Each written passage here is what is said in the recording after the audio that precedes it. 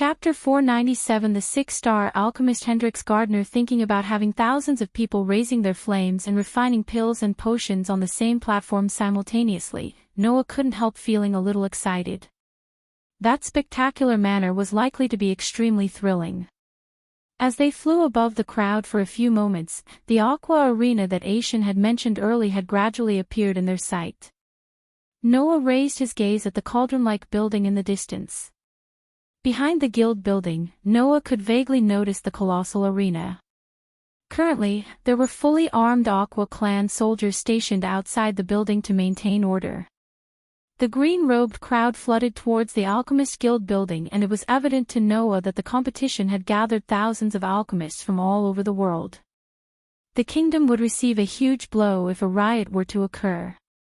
Therefore, the royal family of Idrizel and the guild were extremely cautious regarding maintaining order. Unfortunately, the crowd caused finding the assassin or how Gabriel planned to assassinate the guild leader Hendrix Gardner. There were inspectors from the Alchemist Guild stationed at the entrance. Only guild members and the participants were allowed to enter from this entrance, while the spectators entered the arena through the west side entrance. "Good luck, Noah," Alicia pecked Noah on the cheek before flying towards the west entrance with Norvin. After Alicia left, Noah squeezed through the participants in the guild hall and finally entered the arena adjacent to the guild. Finally, Noah breathed a sigh of relief as the arena had enough space to accommodate all the participants without squeezing them together. Standing at the entrance, Noah looked at the large arena built with an aquatic blue marble to the point that he felt like he was standing inside an ocean. He could not help but shake his head in praise. The arena was round oval, with countless seats symmetrically like shark teeth. Opposite the audience seats, VIP seats were decorated lavishly, specially catered for the judges and special guests. As his gaze swept over the incomparably large open ground, Noah discovered that thousands of jade square tables scattered neatly, resembling a green rock military unit standing still. Currently, countless alchemists were participating in the competition, quietly seated cross-legged on a stone chair behind the jade tables within the open ground. But, as time flowed, moving closer to the beginning of the competition, more and more alchemists swarmed into the arena. They took seats randomly since no table number or token was allocating specific tables for a particular participant. Noah Winston. Noah heard a familiar voice, and the voice immediately made Noah smile. "Grandmaster Aishan." Noah turned around to see Grandmaster Aishan walking toward him. "How is my favorite young man?" Aishan embraced Noah in a tight hug. "Doing wonderful, uncle. Grghm. Sorry." Noah cleared his throat, realizing they were not alone. "Grandmaster Aishan, I am glad to hear that." Aishan patted Noah's shoulder. Then, Aishan ascended to the air, taking Noah with him. "Let's go to the VIP seats first. There is still some time until the start of the competition. I want you to meet some important people. It might help you do your other thing." Aishan winked at Noah as Noah nodded at him. Aishan was the one who tipped Noah about the assassination plot.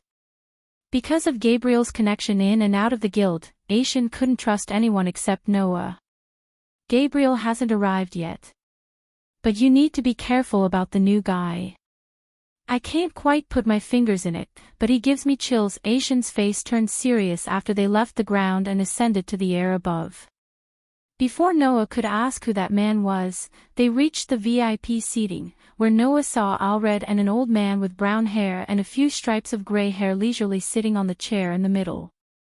He wore a purple robe with golden engravings and seemed to meditate with closed eyes. That is the guild leader, Hendrix Gardner. A six-star alchemist. Before Gabriel became who he is today, Lord Hendrix had given him a lot of care. It would not be an overstatement to say that he was the mentor of Gabriel. Aishan softly said. "Oh." Noah's eyebrows twitched slightly. He had only heard about Hendrix, but this was the first time he had seen the man. The old man with tired eyes appeared to have sensed the gazes focused on him and suddenly turned his head around. He turned his seemingly perplexed gaze toward Noah's side. A friendly smile appeared on the dried skin on his face. Seeing that the old man had turned his head over, Aishan hurriedly bowed and greeted. After which, they slowly walked to the front row. "Lord Hendrix Gardner, how was your journey to Adrisel?" The old man slowly opened his eyes, turning his head to look at Aishin. "It's Aishin, right? You've reached the 5-star level. Your progress is not bad at all." Hendrix swept his turbid gaze at the two of them and laughed softly. "It's all because of Lord Hendrix's teachings the last time around," Aishin respectively said. "All that I can speak about is some of my personal experience. The most important thing is depending on yourselves." Hendrix Gardner smiled, shaking his head. He suddenly turned his gaze toward Noah behind Aishin. "Who is this young man, Aishin? Your disciple?" With a friendly smile, Hendrix asked Aishin, "Lord Hendrix, this young man is Noah Winston. He is the youngest Guardian Captain." Adavan introduced Noah to Hendrix as Noah bowed slightly to show his respect to the 6-star alchemist before him, not only the youngest Guardian Captain but also a talented alchemist. "I can see the talent in your eyes." Hendrix Gardner's voice was neither hurried nor slow. Although it was a little hoarse, it had a certain magical-like property that did not allow others to interrupt his words. Sponsored content. Visit Readle. Me for extra chapters. Noah calmly smiled but did not continue to say anything on this topic. Hendrix Gardner smiled and stared at Noah. His gaze seemed to have a deeper meaning as he paused on that calm face for a while. "I wish you good luck, young man." "You will need it," Hendrix calmly said. But something told Noah his simple words contained wisdom and meaning behind. Does he know about the assassination plot on his life? Noah couldn't help asking himself after hearing Hendrix's words. "You should learn some aura hiding spells, young man. If you ever plan to visit that is," Hendrix continued with the same calm smile on his face. However, this time, his words were heavy as though he had sensed Noah's secret. "Don't tell me that he sensed the teacher's presence." Noah blinked his eyes. There was a change in his heart as he muttered, "Teacher." Noah telepathically called for his teacher. "Relax, he can't sense me. But be careful, I have a strange feeling about him." Noah heard Andreas' voice in his head. "Perhaps I have sensed wrongly," Hendrix said to himself. The sudden aura he felt or thought he felt wasn't around him anymore. The old man sighed in disappointment. Then, he leaned back against the chair, appearing a little absent-minded as he entered a trance while his memory played. Back then, when Hendrix Gardner was still young, he had coincidentally met a revenant of an old man in a dungeon he and his friends adventured. Because of Hendrix's thirst for knowledge and young blood, he was separated from his group, ended up meeting the revenant, and spent 3 days with the old man. During those 3 days, the old man taught him a few things and gave him a scroll containing alchemy knowledge. By borrowing what the old man had taught, the initially unknown Hendrix Gardner, an adventurer with a basic talent for alchemy, advanced step by step to his current stage.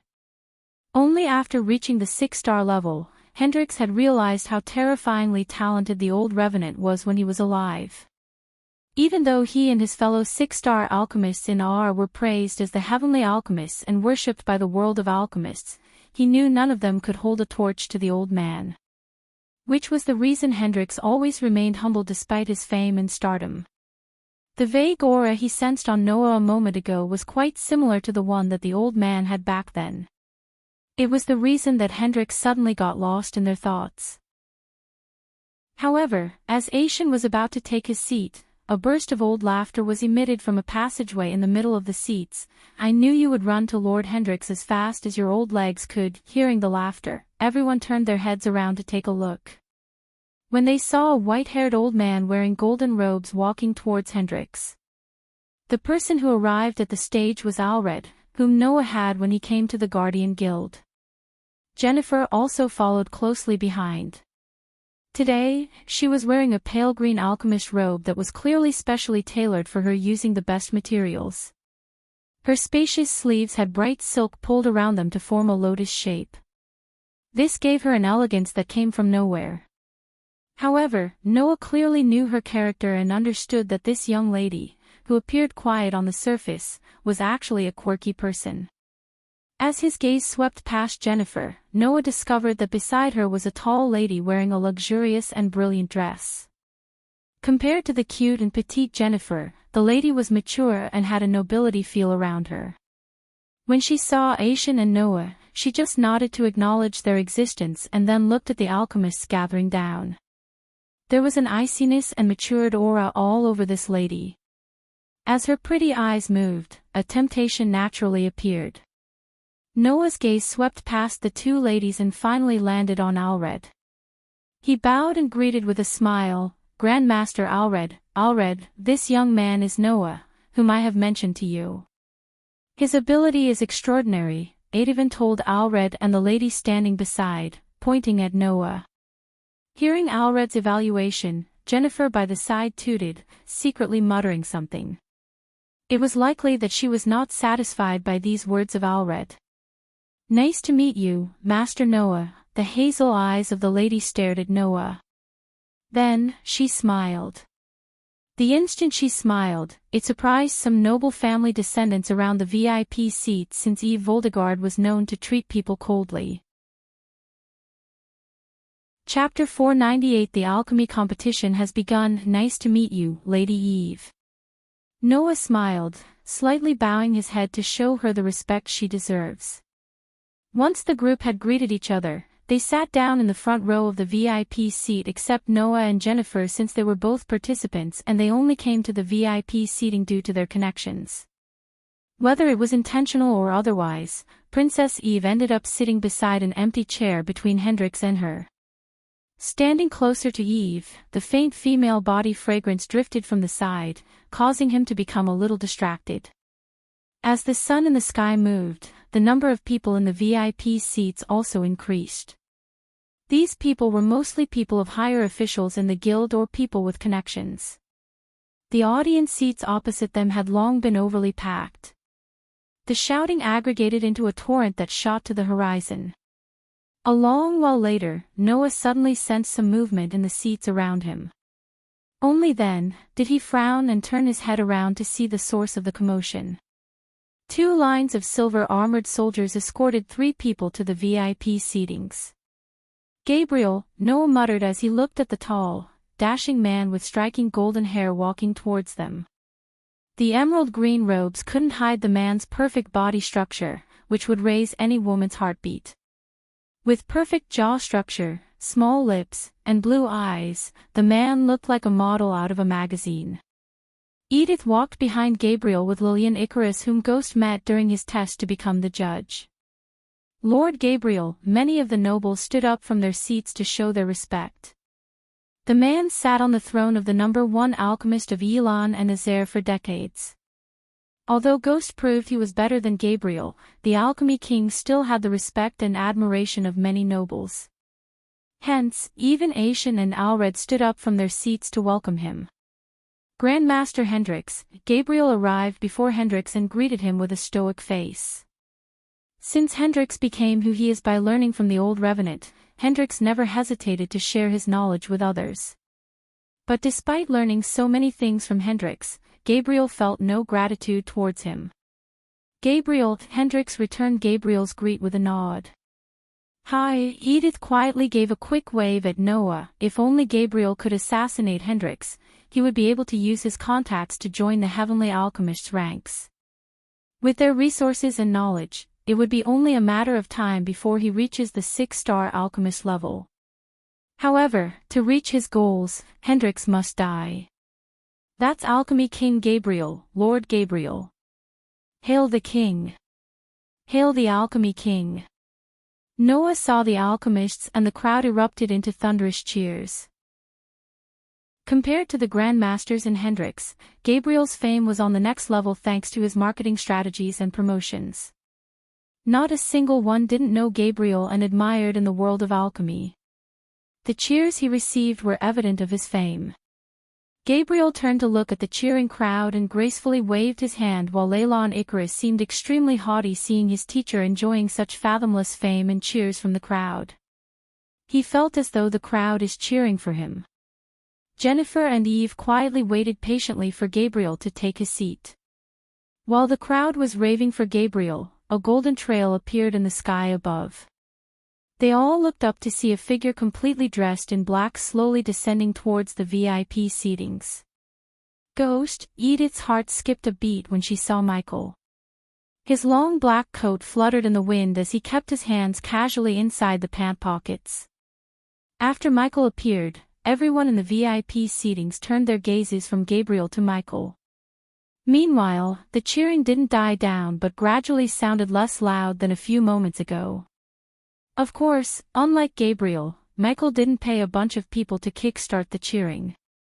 If Michael wished to get thunderous cheers, he could have simply brought the entire river town along with the Sunrise disciples. Still, little by little, some of the people who were present during the tournament recognized Michael and spread his name among the crowd. Under the thunderous cheers for Gabriel, Michael calmly landed on the VIP stage beside Noah. Ghost, Noah greeted Ghost with a nod. Despite their differences in morals, Noah respected Ghost. As an alchemist training under Andreas, Noah knew how difficult it is to become a higher star alchemist. Moreover, Ghost was an orphan. So unlike him, he didn't have the resources Noah had. Still, Ghost managed to become a 5-star alchemist, and not only that, he even managed to surpass him in cultivation. However, if Noah wanted to earn money and focused on solely getting stronger, he would have equalized Ghost. Noah had responsibilities to bring balance to the world as well as prepare for the greater war with the Dark Lord. Michael also did the same and saw the familiar and unfamiliar faces staring at him. Gabriel stopped waving as he turned his gaze to the young man who dethroned him. To be honest, Gabriel couldn't believe his eyes. How the hell did he reach the 5-star level at such a young age? That was the question that immediately emerged in his mind. You're Ghost. Hendrix is tired. I became lively as he stood up from his seat, which surprised everyone on the stage. Before Ghost could greet anyone on the stage, Hendrix himself extended his hand. Lord Hendrix. It's a pleasure to meet you. Michael firmly shook his hand. The pleasure is all mine to see such a talented young man. Hendrix squeezed his arm before letting it go. Grandmaster Ashen, Grandmaster Alred. After greeting Hendrix, Michael greeted Alred and Ashen with a smile, completely ignoring the crowd cheering for Gabriel. Lord Gabriel, I'm honored to meet you. You're an inspiration. For a moment, Gabriel was stunned. He thought Ghost would act arrogant or haughty. But, on the contrary, Ghost greeted him with full of respect and admiration. One couldn't blame Gabriel for thinking like that. He didn't surpass Hendrix, yet when he achieved fame and stardom, he never respected Hendrix. The longest conversation Gabriel had with Hendrix after Hendrix left Elon was how is everything in R? So Gabriel naturally thought Ghost would be arrogant. He even formed a few quotes to mock Ghost in case he acted arrogantly. Yet Ghost completely surprised him by greeting him with respect. His gesture not only surprised Gabriel but everyone on the stage except Edith. To her, it looked like the wolf greeting a sheep. I am to many, Gabriel said proudly, revealing a slight grin that oozed arrogance. Since everyone arrived at the stage, the judges and Eve took the front row while the nobles and the elders took the seats in the back. On the front row, Grandmaster Ashen, Grandmaster Alred, Gabriel, Hendrix, Ghost, and Eve sat respectively from left to right. As time gradually flowed, the time for the start of the alchemy competition slowly arrived under tens of thousands of gazes. Ding! When a clear bell rang out on the plaza, the buzzing sound of the crowd murmuring and cheering that had shot to the sky suddenly became quiet. Sponsored content. Visit Readle. Me for extra chapters. Hearing the bell ringing in his ears, Hendrix Gardner quivered slightly and stood up. Then, he slowly walked to the very front of the VIP stage. His gaze watched the thousands of alchemists seated behind the jade tables below. At this moment, over 2,000 alchemists lifted their heads and threw respectful gazes toward Hendrix, who stood atop the world of alchemy with his talents. As the leader of the Alchemist Guild, I pronounce that the 16th alchemy competition has begun. Yee! The entire ground boiled as the crowd let out a thunderous roar in excitement. Hendrix waited until the crowd became silent again.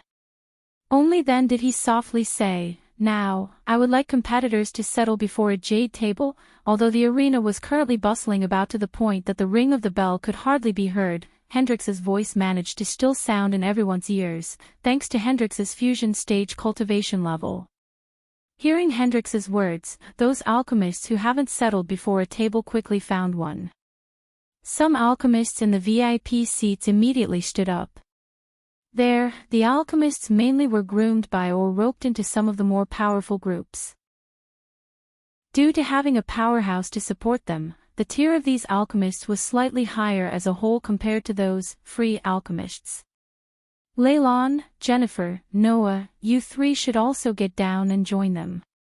Since we're very much excited to see you three compete against each other, the tables over there belong to the three of you. Asian pointed at the three jade tables in the very center of the arena. Those 3 seats will make you the focus of the crowd's attention. Following Asian, Alred spoke, snapping his fingers.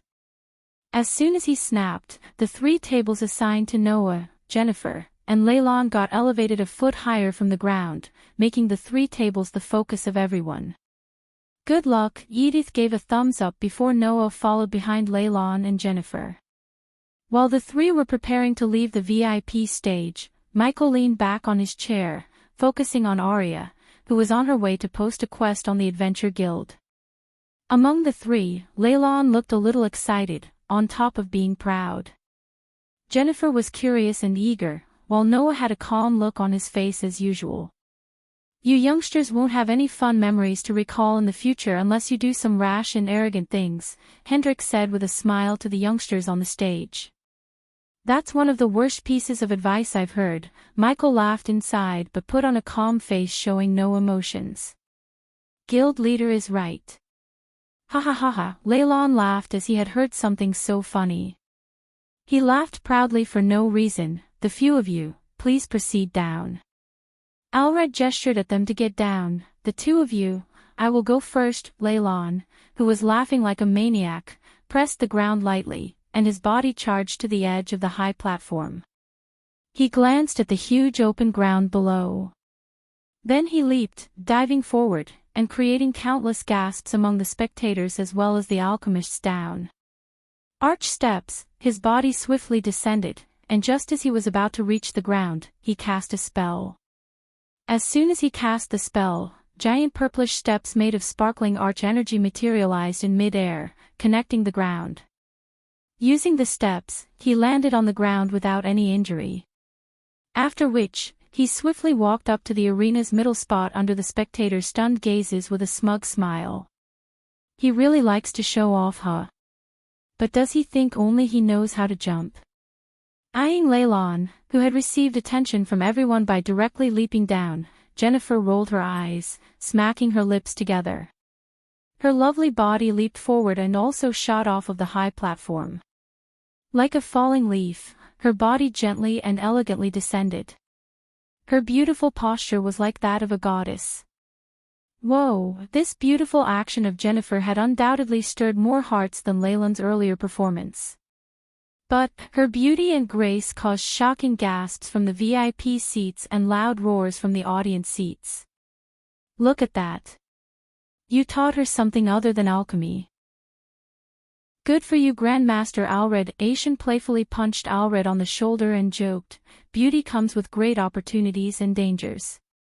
Therefore, one should always be prepared to fend off the predators, Hendrix calmly spoke. His words contained wisdom which Michael agreed with completely. Young men, why don't you leap down as well?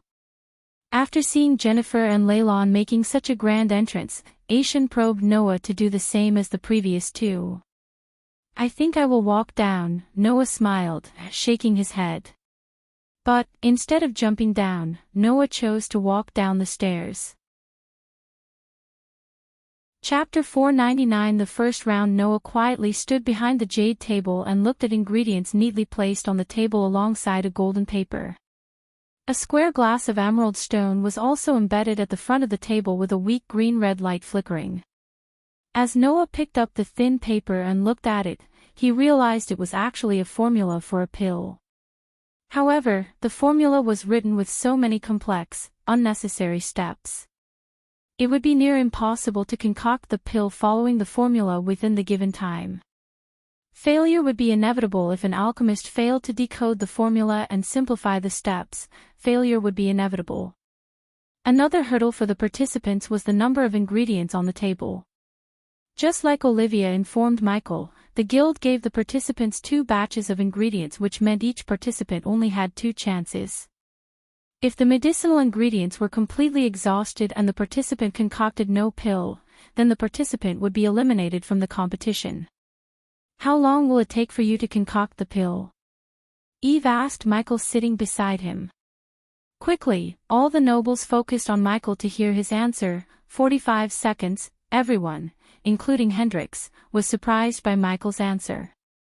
Hendrix was a 6-star alchemist who could achieve 95% purity, but even for him, it would take at least a minute to concoct the pill.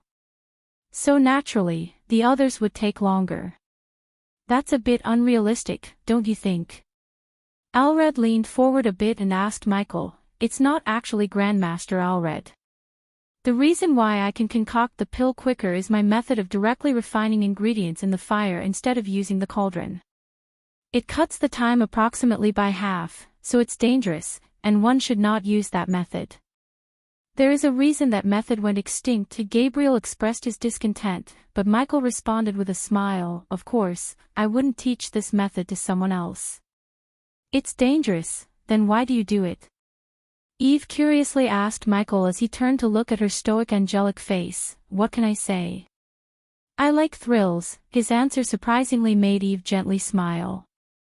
The nobles who saw her smile were stunned beyond words. The reason, however, is that Eve felt no creepy vibes from Michael and Noah as she felt from the others. They were sitting side by side, but he never even touched her finger. Michael always maintained eye contact while talking to her and kept his distance as a gentleman should. Moreover, he didn't even try to make conversation with her. Everything made Eve see him in a slightly good light. "No wonder teacher said the competition won't be easy." Noah held the thin piece of paper and smiled bitterly, shaking his head. He then lifted his head and glanced in all directions, only to realize confusion on many of the alchemists' faces. Turning his head to the side, he eyed Jennifer and Leylon on his left and right. Unlike the rest, both of them appeared much calmer. However, they were still both frowning slightly as they found some errors with the formula recorded on the thin paper. Noah took a deep breath and focused on the thin piece of paper in his hand. Since Noah had neither competed in an alchemy competition nor concocted a pill in front of thousands of people, Noah's heart and mind felt a bit uneasy. While Noah was focused on the formula, Leylon turned over to Noah. He saw the bitter smile on the former's face that had yet to disappear and could not help but softly give a cold laugh. "You should have stayed in your guild. Since you didn't, you're gonna embarrass yourself in front of Eve." Fool, having studied under Gabriel since he was little, Leylon had great confidence in himself. So, naturally, he thought he would triumph over the rest and have the qualification to marry either one of the Valdegard daughters. On the enormous open ground, all the competitors held the thin paper. Each displayed a different expression as they gazed at the paper. The entire plaza was totally silent. The silence haunted the arena for 5 minutes until a clear bell sounded suddenly out of nowhere. Hearing the bell ring, all the participants immediately halted what they were doing. Then, following the bell ringing, Hendrix, whose eyes were closed, finally opened them. "I hope you've studied the formula and found the errors, if there are any. Let there be an hourglass." As Hendrix's voice swept across the arena, an ethereal hourglass materialized in the sky above the alchemists. "You have 30 minutes to concoct the pill with at least 20% purity. After that, you shall place the pill you concocted on the mirror on your table. The mirror will let out a green light if your pill has met the requirements. Otherwise red, which will indicate that you've been eliminated." Hendrix paused for a moment, letting the alchemists digest everything he had just told them. "Do you all understand?" Hendrix asked with a smile. "Yes." The alchemists roared, shaking the arena. Hendrix slowly lifted his palm as he smiled. "The first round of the examination shall now begin." His voice echoed through the arena, and the moment he waved his palm, the ethereal hourglass turned upside down as the golden sand slowly rained from one end to another. As soon as the timing began, the alchemists flicked their wrists, taking out their cauldron from their space ring. "Shouldn't we have given them all the same cauldron?" Michael asked the other judges. Sponsored content. Visit Readle. Me for extra chapters. "I think so too," Eve nodded. "Luck is a part of alchemy, young man. One has to be lucky to achieve great success in alchemy." For a moment, Michael was confused about the connection between the question he asked and the answer he received from Hendrix. In simple words, if you aren't lucky to get a great cauldron or born into a wealthy family, you won't get too far. Alred chuckled. "Not everyone has a death wish to refine pills directly and potions like you, Ghost." Once again, Michael received a scornful response from Gabriel. However, if Michael wished, he could kill Gabriel in a flash, since Gabriel was at the core strengthening stage. At the same time, he reached soul refining stage level 3 after killing King Bridia's men. Luckily for Gabriel, Michael wasn't here to kill him, at least not yet. Meanwhile, Noah quietly stood behind the jade table. With a flick of his wrist, Noah summoned his cauldron from the space ring. It was a pearl-white cauldron with 3 handles resembling dragons. There were numerous undisguisable writings engraved on the outside as well as inside. Unlike the rest, Noah did not immediately summon his flame and start the refinement. Instead, he quietly held the paper and studied the formula once again. As Andreas taught him, preparation was crucial for success. Considering he only had 2 chances, negligence wasn't an option. The guild required one to refine a pill called Burn Healer. As the name suggests, it was a kind of medicinal pill used to treat wounds caused by fire and acid. Usually, these pills were used by those who couldn't afford a healing potion and were fairly cheap. In an alchemy store, they wouldn't sell the pill for more than 50 to 100 gold coins depending on its purity. Refining the pill required a total of 5 ingredients.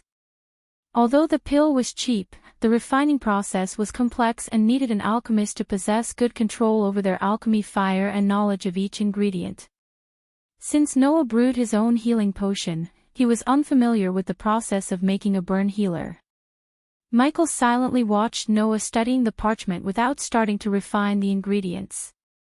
On the other hand, Jennifer and Leylon had already conjured the flames and let the fire surround the cauldron. Michael failed to see a different color flame other than emerald green. Why did everyone have green flames by default? It's because fire created by pure arch energy burns green. Only by absorbing a primordial flame could one change the flame color produced by the arch energy. Hence, Michael had black flames, Rowena had icy blue flames, and Noah possessed bright blue fire. Regardless of their character, these two are really talented, Noah said to himself. However, no matter how he counted, Noah had only studied alchemy for 4 years, give or take. Therefore, on certain aspects, Noah could not catch up with Jennifer and Leylon, who their teachers groomed for decades. After all, no matter how talented one is or whom one learned from, it would be impossible to catch up decades of experience in such a short time unless they had a system like Michael, of course.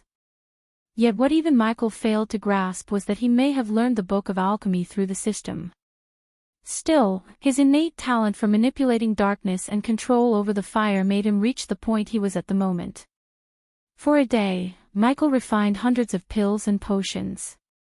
He had never slacked off despite having a system. "So Ghost, can I call you Ghost?" Eve looked at Michael. "I insist," Michael said with his usual alluring smile that made Eve's heart skip a beat. "Do you think you can give some pointers to my sister?" She smiled. No one with a brain and eyes would say no to such an angelic woman, and Michael wasn't an exception. But, of course, it was not because of her beauty but because of her family background.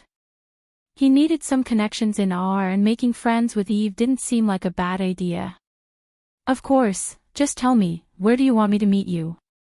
At this moment, over 10 minutes had elapsed since the start of the examination. Red lights were already flickering off and on during these short 10 minutes within the arena. After the red light flickered, those alchemists who had failed could only leave the arena with many regrets. They should have rushed like that. Alred commented about the alchemists leaving the arena after their pills failed to meet the requirements. Noah indifferently glanced at an alchemist before him who kept his head down as he walked out of the arena with a face on the verge of crying. Once again, Noah ignored the commotion to focus on refining. Let's begin. Noah cracked his knuckles as he finally decided to conjure his flames. Under thousands of gazes, Noah flicked his wrist as a bright blue flame materialized above his hand, dancing like a lady. A primordial flame. Michael immediately felt the familiar energy waves radiating from the fire above Noah's hands. It was weaker than the dark flames but still had off-the-chart energy radiations like the dark flames. Chapter 500 Noah's Struggle and Victory. Wow. Blue flame. Seeing the bright blue flame he had conjured, waves of exclamation immediately sounded throughout the arena. Since every alchemist, including Leylon and Jennifer, had emerald green fires, Noah's bright blue flame became the center of attention in the arena. Many spectators gasped in shock as they stared at the dancing blue fire without batting an eye. Primordial flame. Eyeing the cluster of blue flame hovering above Noah's palm, Hendrix was astonished. This young man has godly luck to possess a primordial flame.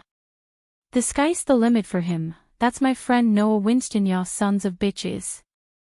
A childish voice echoed through the arena from the spectators.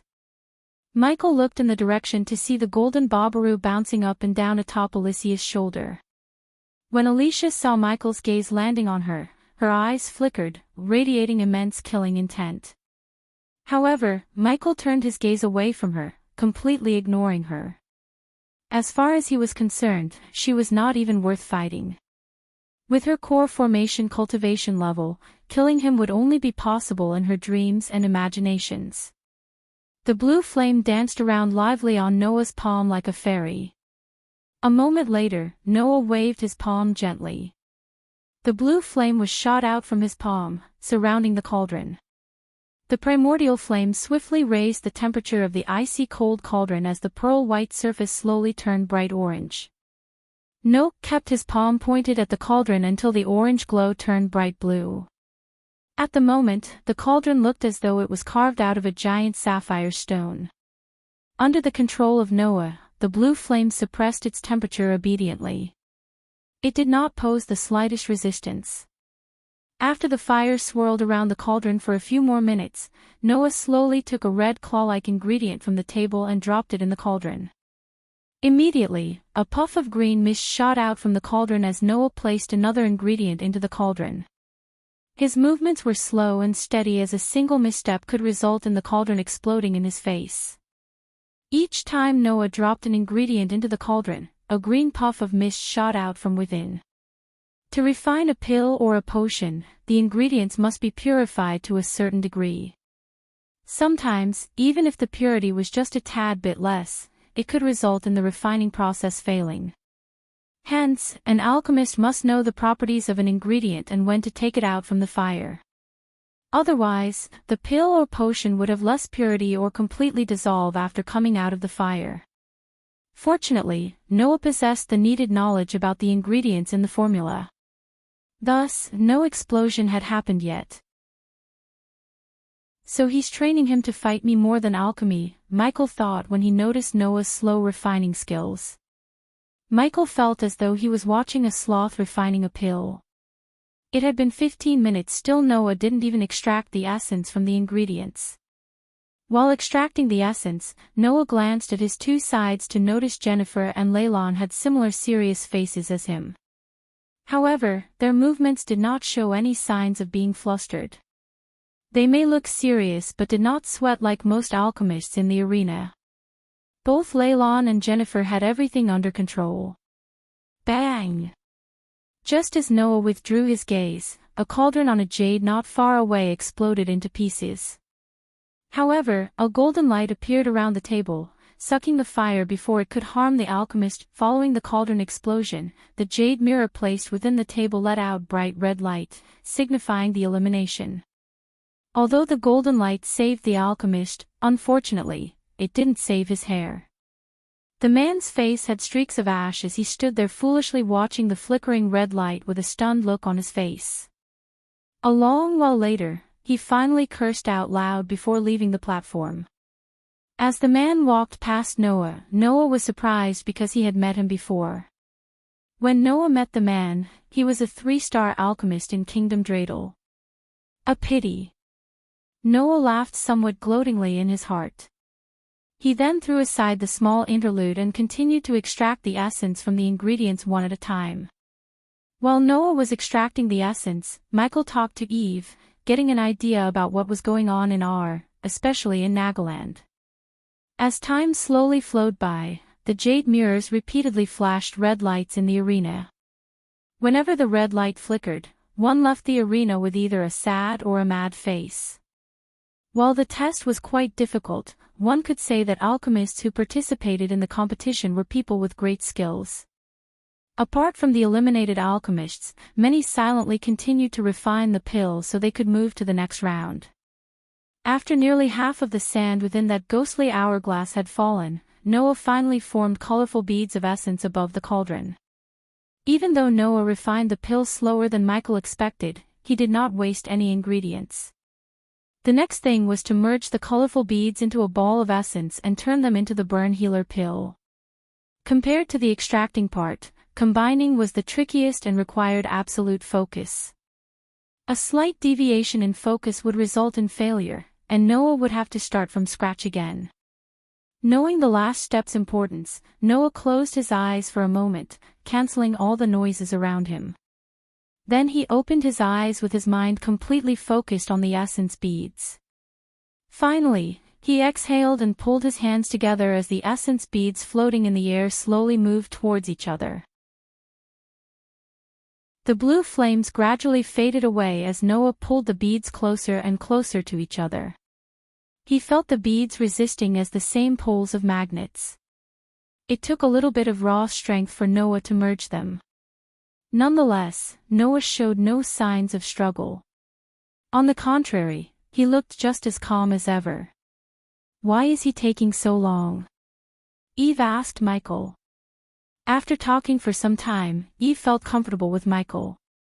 Hence, she whispered to Michael, slightly leaning towards him, "He's trying to merge all the beads at one go, instead one by one like the others," Michael explained to Eve. He had to say.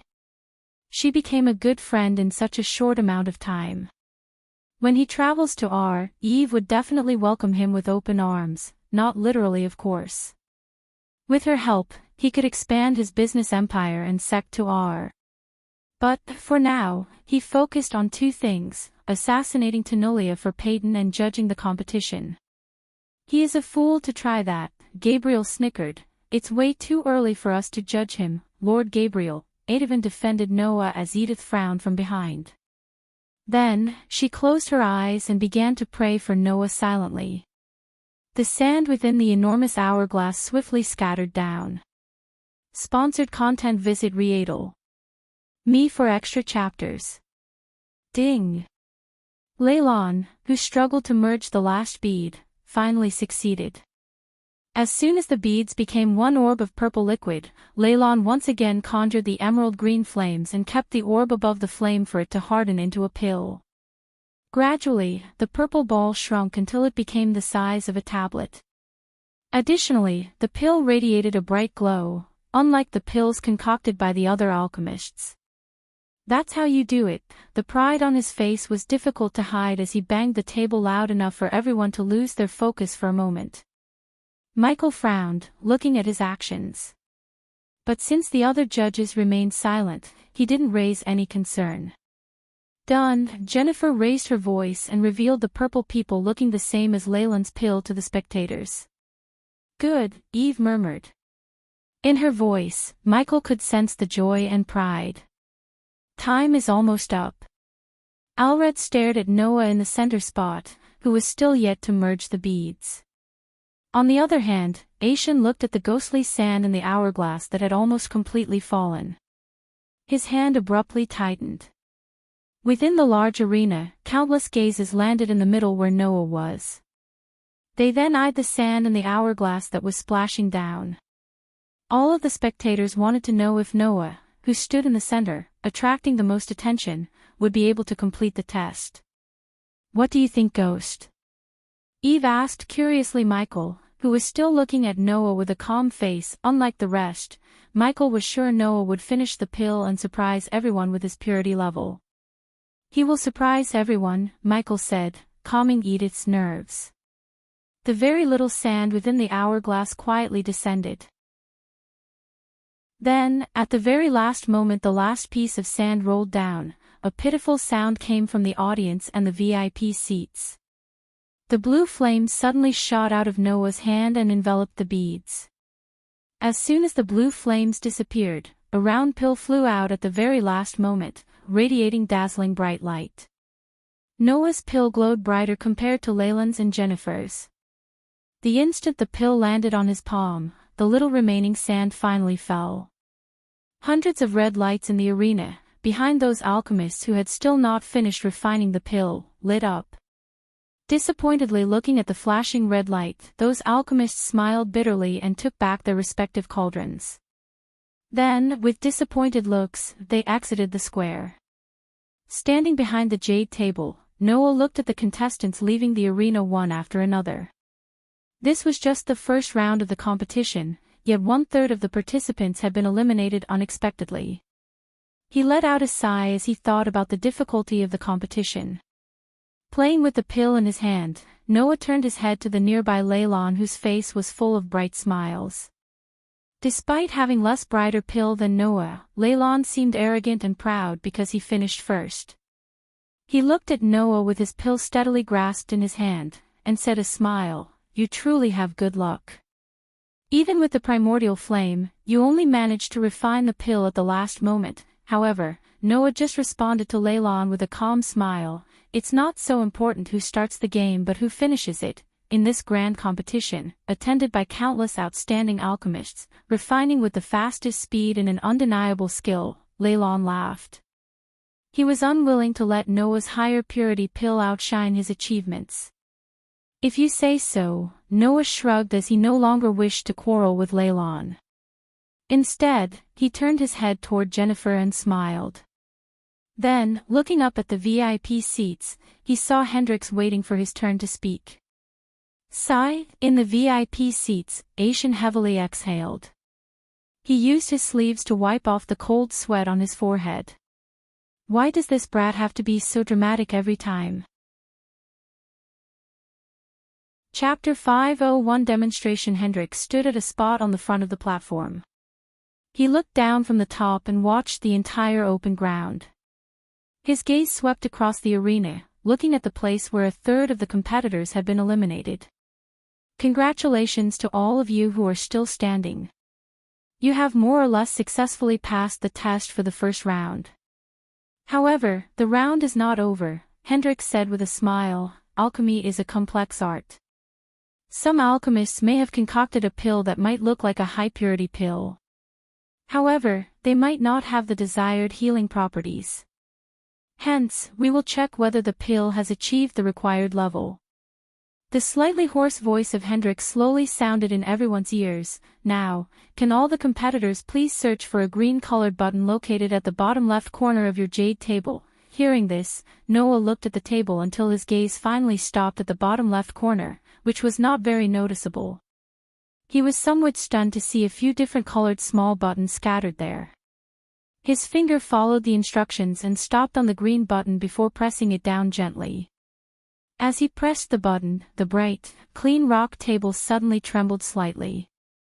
On its surface, a slate was slowly protruding out. Once it was raised by around half a foot, it sank slightly and finally revealed a small hole. Place the pill you have refined into the hole in the table. If you have achieved the requirement, a green light will flash on the jade mirror and red if your pill has failed to meet the requirements. In case of red light, you will be eliminated from the competition, and I request the alchemists to leave the premises in a peaceful manner. Hendrix paused for a moment to let everything he said sink into their heads. Additionally, the brighter the green light, the higher the purity of the pill. On the other hand, the brighter the red light, the farther you went from the actual burn healer. But fret not, at least your pill can be used to satisfy hunger. Hearing the humorous joke that sounded in the air above the open ground, the spectators laughed from the spectators' stand. Everyone, begin, Hendrix said as the alchemists prepared to test the pills they concocted. As he caressed the round pill with his fingers, Noah calmly stared at the hole in the table. He did not hurriedly throw the pill in. Instead, his gaze swept around him. At this moment, some alchemists had already begun throwing their medicinal pills into the testing machine. Not long after that happened, the arena suddenly became very colorful. Strong and weak green and red lights interweaved as they glittered. Each brought either joy or gloominess to the alchemists' faces. Bullshit, a 2-star alchemist slammed the jade table looking at the flickering red light. He gritted his teeth, and under countless people's gazes, he quickly put his cauldron in his space ring and ascended to the air. What the fuck is this round? You actually gave us the wrong formula and asked us to decode and concoct it within 30 minutes. This is a joke. Noah saw another alchemist smashing the table and leaving the area while cursing the judges. For a few minutes, Noah continued watching the alchemists leaving the arena until he heard Jennifer's melodious voice draw his attention. Master Noah, why don't we do it together? Jennifer smiled, fiddling with the pill in her hand. Anything will do. Noah indifferently shrugged his shoulders. He eyed Leylon, whose eyes were fixated on him. Following Jennifer's request, Leylon, Noah, and Jennifer simultaneously threw their pills into the hole. As the three of them threw in their medicinal pills, every spectator on the stand turned their gazes to the arena's center where the trio was standing. Everyone wanted to know who concocted a better pill. Bang, bang, bang. The jade mirror was a little quiet. Then, a moment later, a slightly muffled sound erupted, and 3 bright streaks of green light abruptly shot out from the jade tables towards the sky.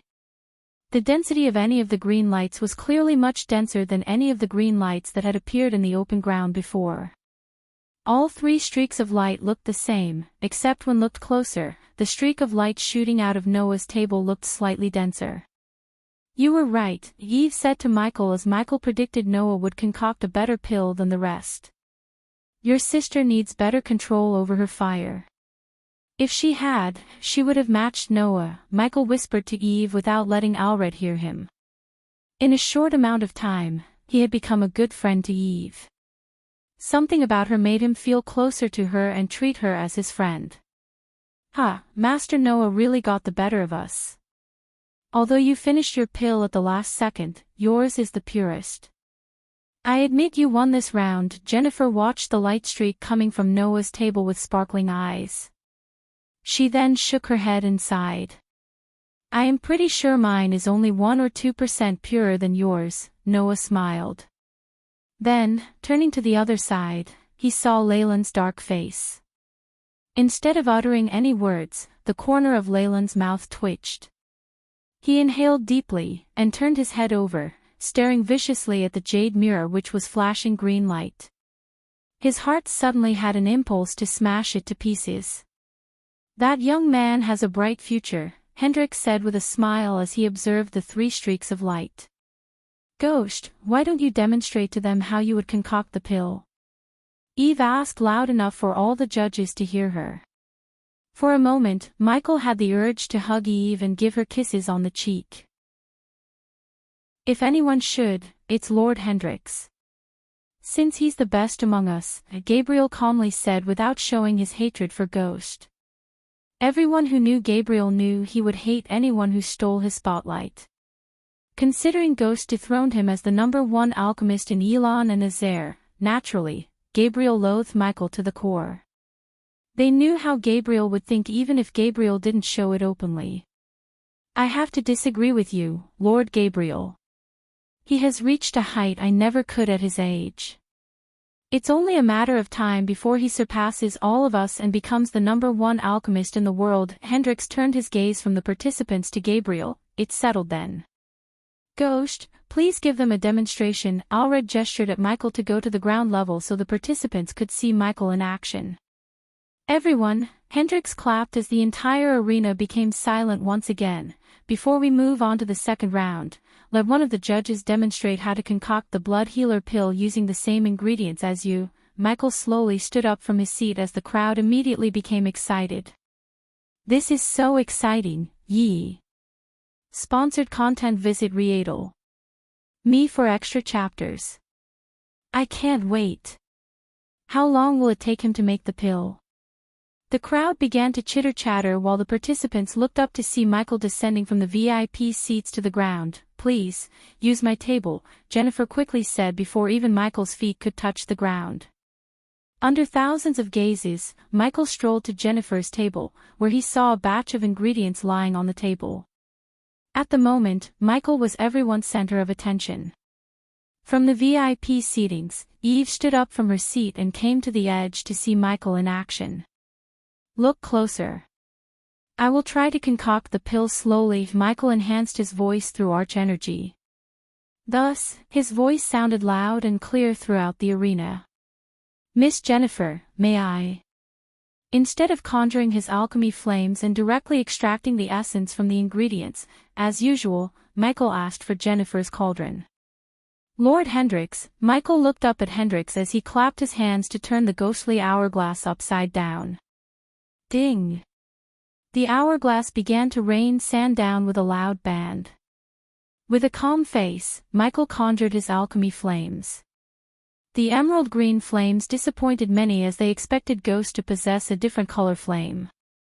However, Hendrix's calm eyes perplexed, sensing weird energy from the flames surrounding Jennifer's crimson-red cauldron. Other than Hendrix, none sensed anything different about Michael's flames. Under their gazes, Michael controlled the fire in one hand while picking up the first ingredient in the other. However, before any green mist could appear from the cauldron like when the others refined the ingredient, Michael put another ingredient into the cauldron.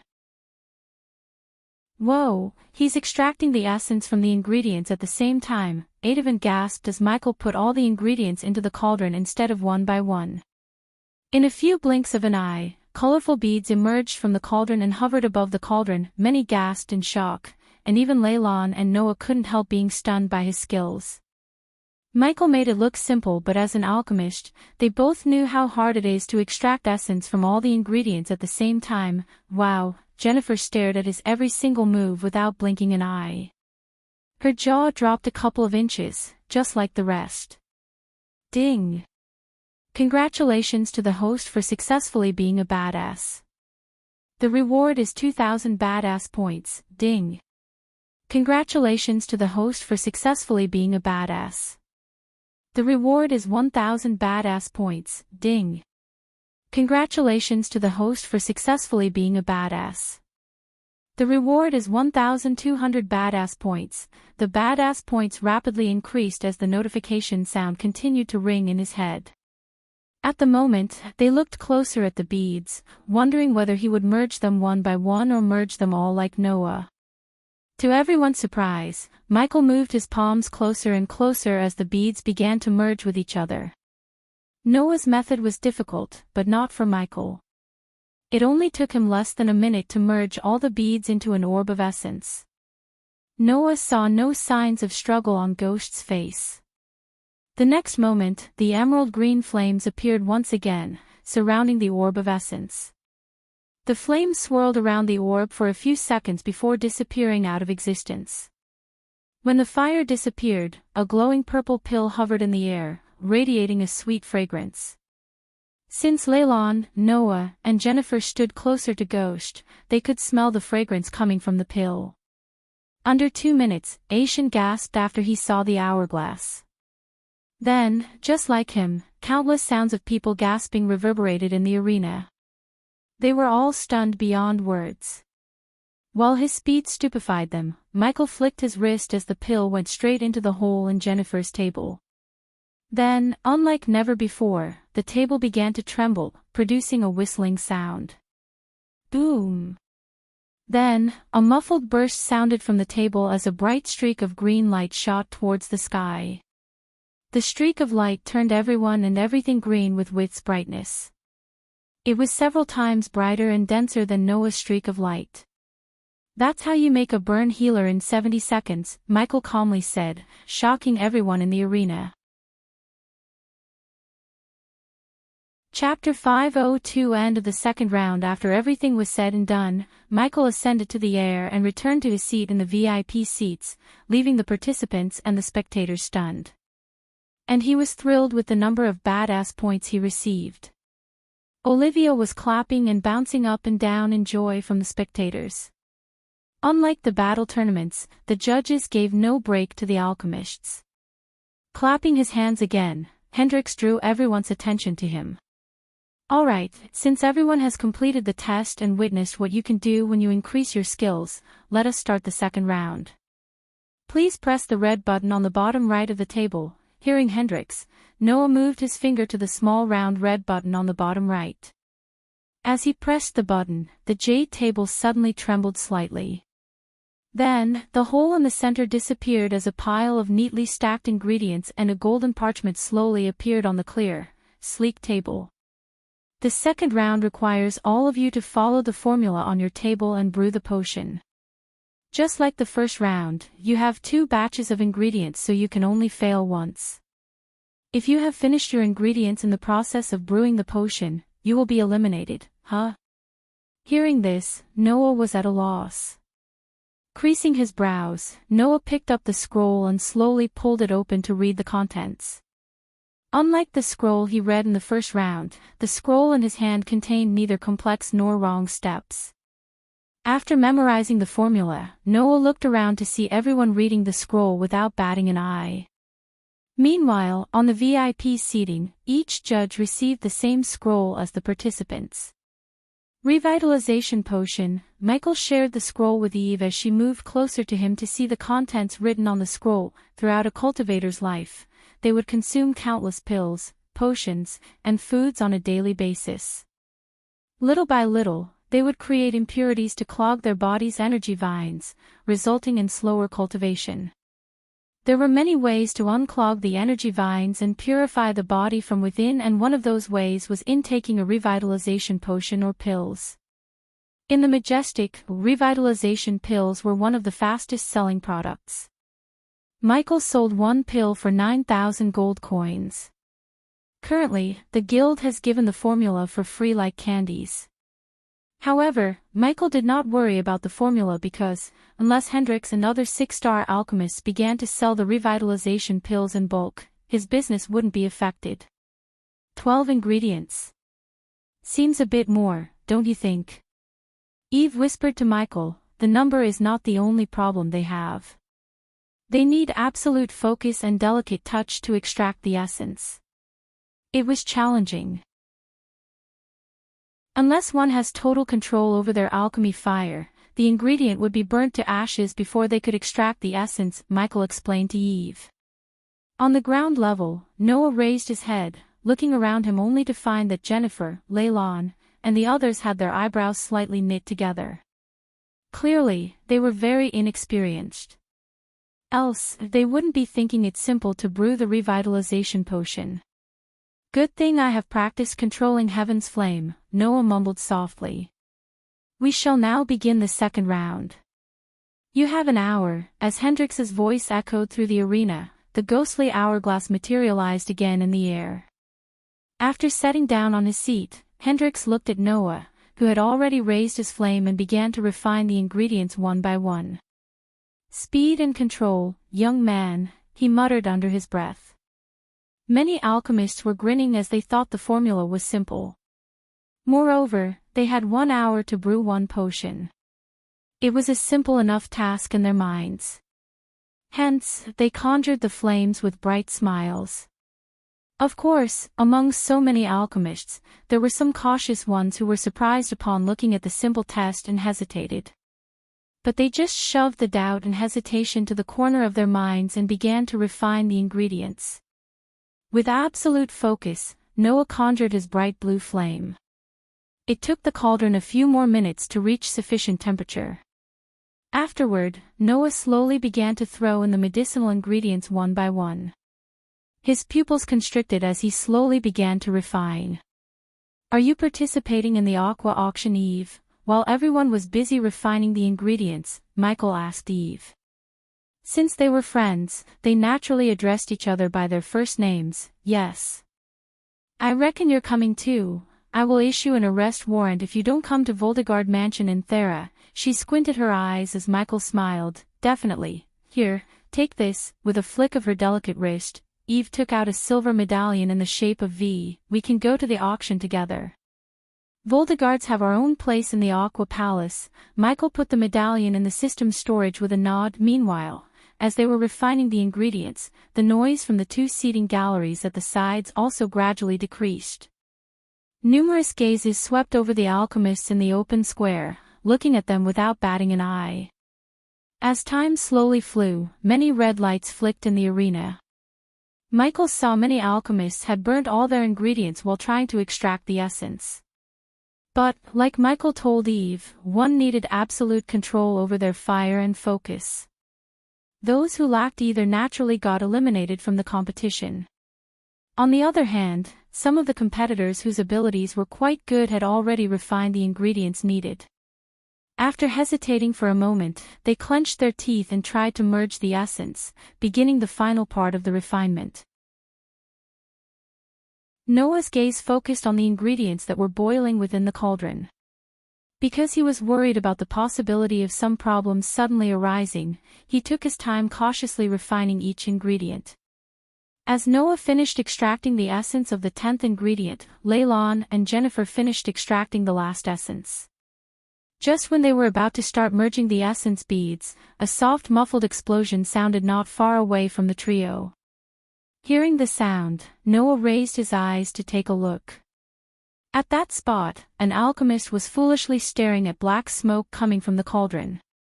Clearly, this was a result of a failed refining attempt. "What the?"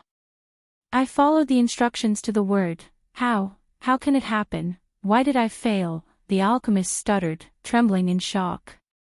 A moment later, he turned the cauldron upside down, dropping a pile of ashes.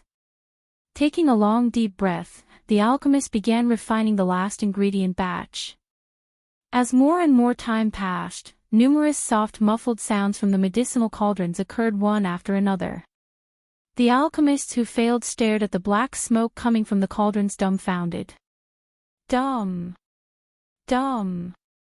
All of a sudden, Noah heard the muffled explosion sounding from his side. He then turned his head to see Leilon and Jennifer standing behind their tables with completely stunned faces. One could see dark lines on both their foreheads as they stared at the black smoke coming out of their cauldrons. Countless sounds of gasps emerged from the spectators' stand. They did not expect Leilon and Jennifer to fail. Even the elders in the VIP seatings were not an exception to this. "Damn. She failed." Even clenched her fist tight looking at her younger sister's smoking cauldron. Sponsored content. Visit Readel Me for extra chapters. As I said, she needs more control over her fire. Following the shocking turn of events, many red lights began to flicker across the arena, indicating the elimination. Almost 1/3 of the alchemists destroyed their last batch of ingredients.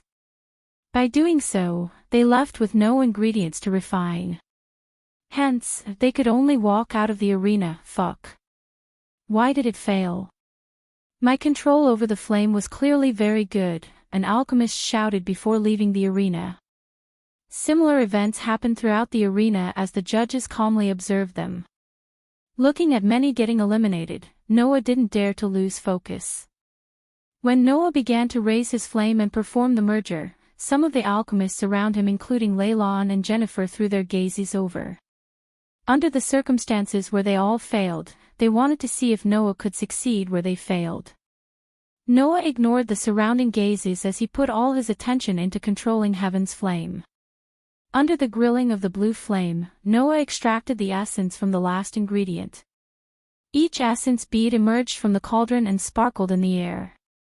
Every 12 beads were floating in a row in the air from blue to pink. "Try merging them one by one," Noah said in a low-pitched voice, only loud enough for Jennifer and Leylon to hear. Noah broke sweat on his forehead and merged the last bead in the row with the bead beside. Hearing Noah's tip, Jennifer and Leylon conjured their flames again to refine the ingredients. Michael, who sat leisurely on the VIP seat, got bored of seeing the youngsters failing so miserably. Thus, he focused on the spy cam he placed on pirate Captain Corey. Currently, he could see her navigating through a treacherous storm, and in the distance, Michael noticed a vague outline of another ship. Sabrina. It was clear to Michael that Corey was chasing Sabrina's ship. Apparently, she had something that the vampires needed. Until they get what they want, Michael knew they wouldn't let Sabrina go. The judges and spectators observed the alchemists without batting an eye. But, because of Noah's focus and experience, he was the first one to merge the beads. As soon as all the beads merged into an orb, the orb of essence radiated a sweet fragrance along with a bright glow. "Shit, he's about to finish." As Leylon sniffed the faint fragrance emanating from the essence orb, he growled inside. At this moment, countless people's hearts were hung in their throats. "He can finish it." Aishan's shriveled palm tightly held the guardrail. Unlike Michael, the rest were too focused and excited to see the alchemists in action. The silent atmosphere in the arena continued until Noah kicked the table, sending the vial into the air. With a flick of his wrist, Noah guided the essence into the vial and covered the vial with his heaven's flame. Only when all the essence went into the vial, did Noah slowly exhale. He raised his head as a faint smile appeared on his calm face. Under the thousands of gazes, Noah remained with a dark red vial in his hand. Following Noah's success, almost 15 minutes later, the green light of Jennifer and Leylon was lit up. The two of them placed their potions on the table and exchanged glances, sighing in relief. After the trio, a few more streaks of green light shot out towards the sky from the arena. Unfortunately, the red streaks of light overwhelmed the green light. When the sand within the hourglass completely fell, only a little over 100 people still remained in the arena. The rest of the people had already been completely expelled during these 2 rounds. As Hendrix clapped his hands, Noah slowly raised his head. His gaze landed on Hendrix, who revealed a friendly smile at Noah. After they concluded the second round, the next event was to once again test for the potions. Just like the first round, when everyone placed their potions into the hold, Noah's table produced a brighter streak of light, followed by Jennifer and Leylon. Once the test was completed, the sky had already gradually darkened. A crescent moon slowly appeared at the edge of the sky, bathing the city of Oxshore beneath. Looking at the daylight slowly fading away, Aishan stepped forward from his seat. "Everyone, we will stop the competition for the day and start the final round at 10 tomorrow morning. Everyone, please take a rest and arrive here 30 minutes before." With Aishan's announcement, the long day of competition finally came to an end. Everyone in the VIP seating planned to take a rest just like the participants except Michael. He had something important to do, like contacting the Alpha Guardian.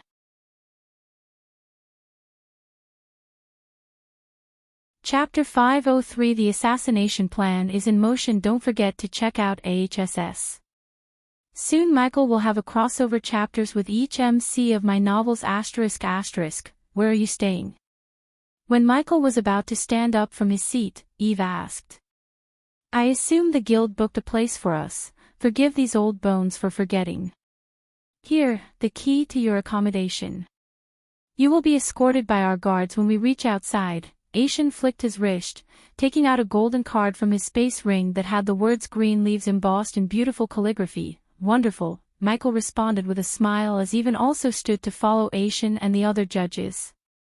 Instead of leaving, Edith flew to the ground level to meet Noah. Michael noticed Edith but didn't mind her. The last thing he needed was to meddle in Noah's harem. As the judges walked out of the door and stepped into the hall behind the VIP seatings lit brightly with a giant chandelier, they were welcomed by the armed guards of the Aqua clan. In addition to the Aqua clan, the guards wearing blue robes stood in a neat line waiting for Eve and Jennifer. Lady Eve, the guards quickly bowed when they saw Eve. There was a hint of shock within their eyes, because they had never seen Ever walk so closer to a guy before. "Now I have to find my friend," Michael said. "Who?"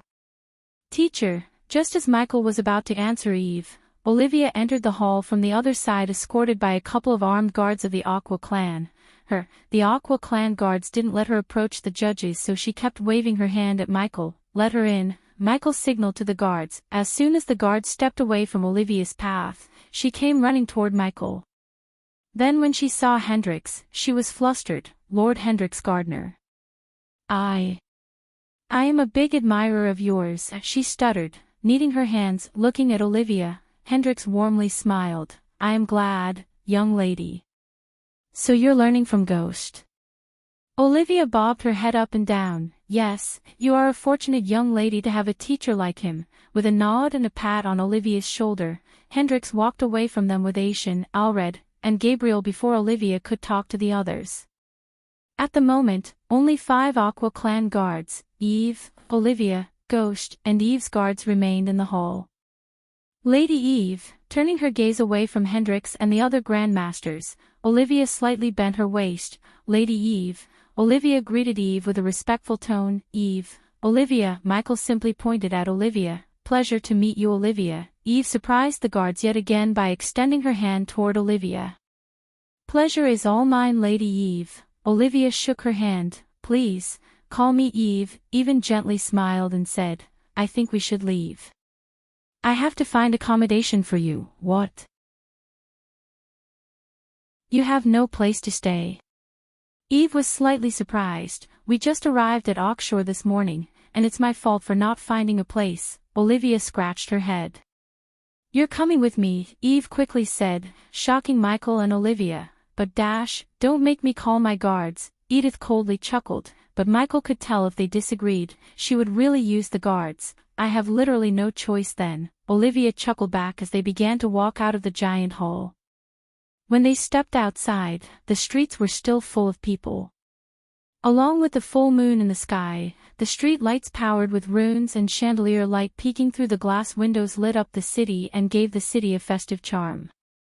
Michael felt the cold breeze brushing past him and noticed a couple of carriages, including Eve's, waiting on the street. "You go ahead.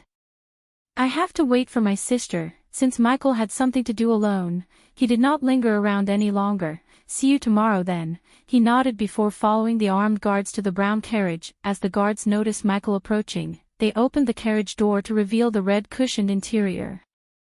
Michael stepped into the carriage to see a mini table with various beverages set on it. Additionally, he noticed a golden orb hanging above, lighting the interior.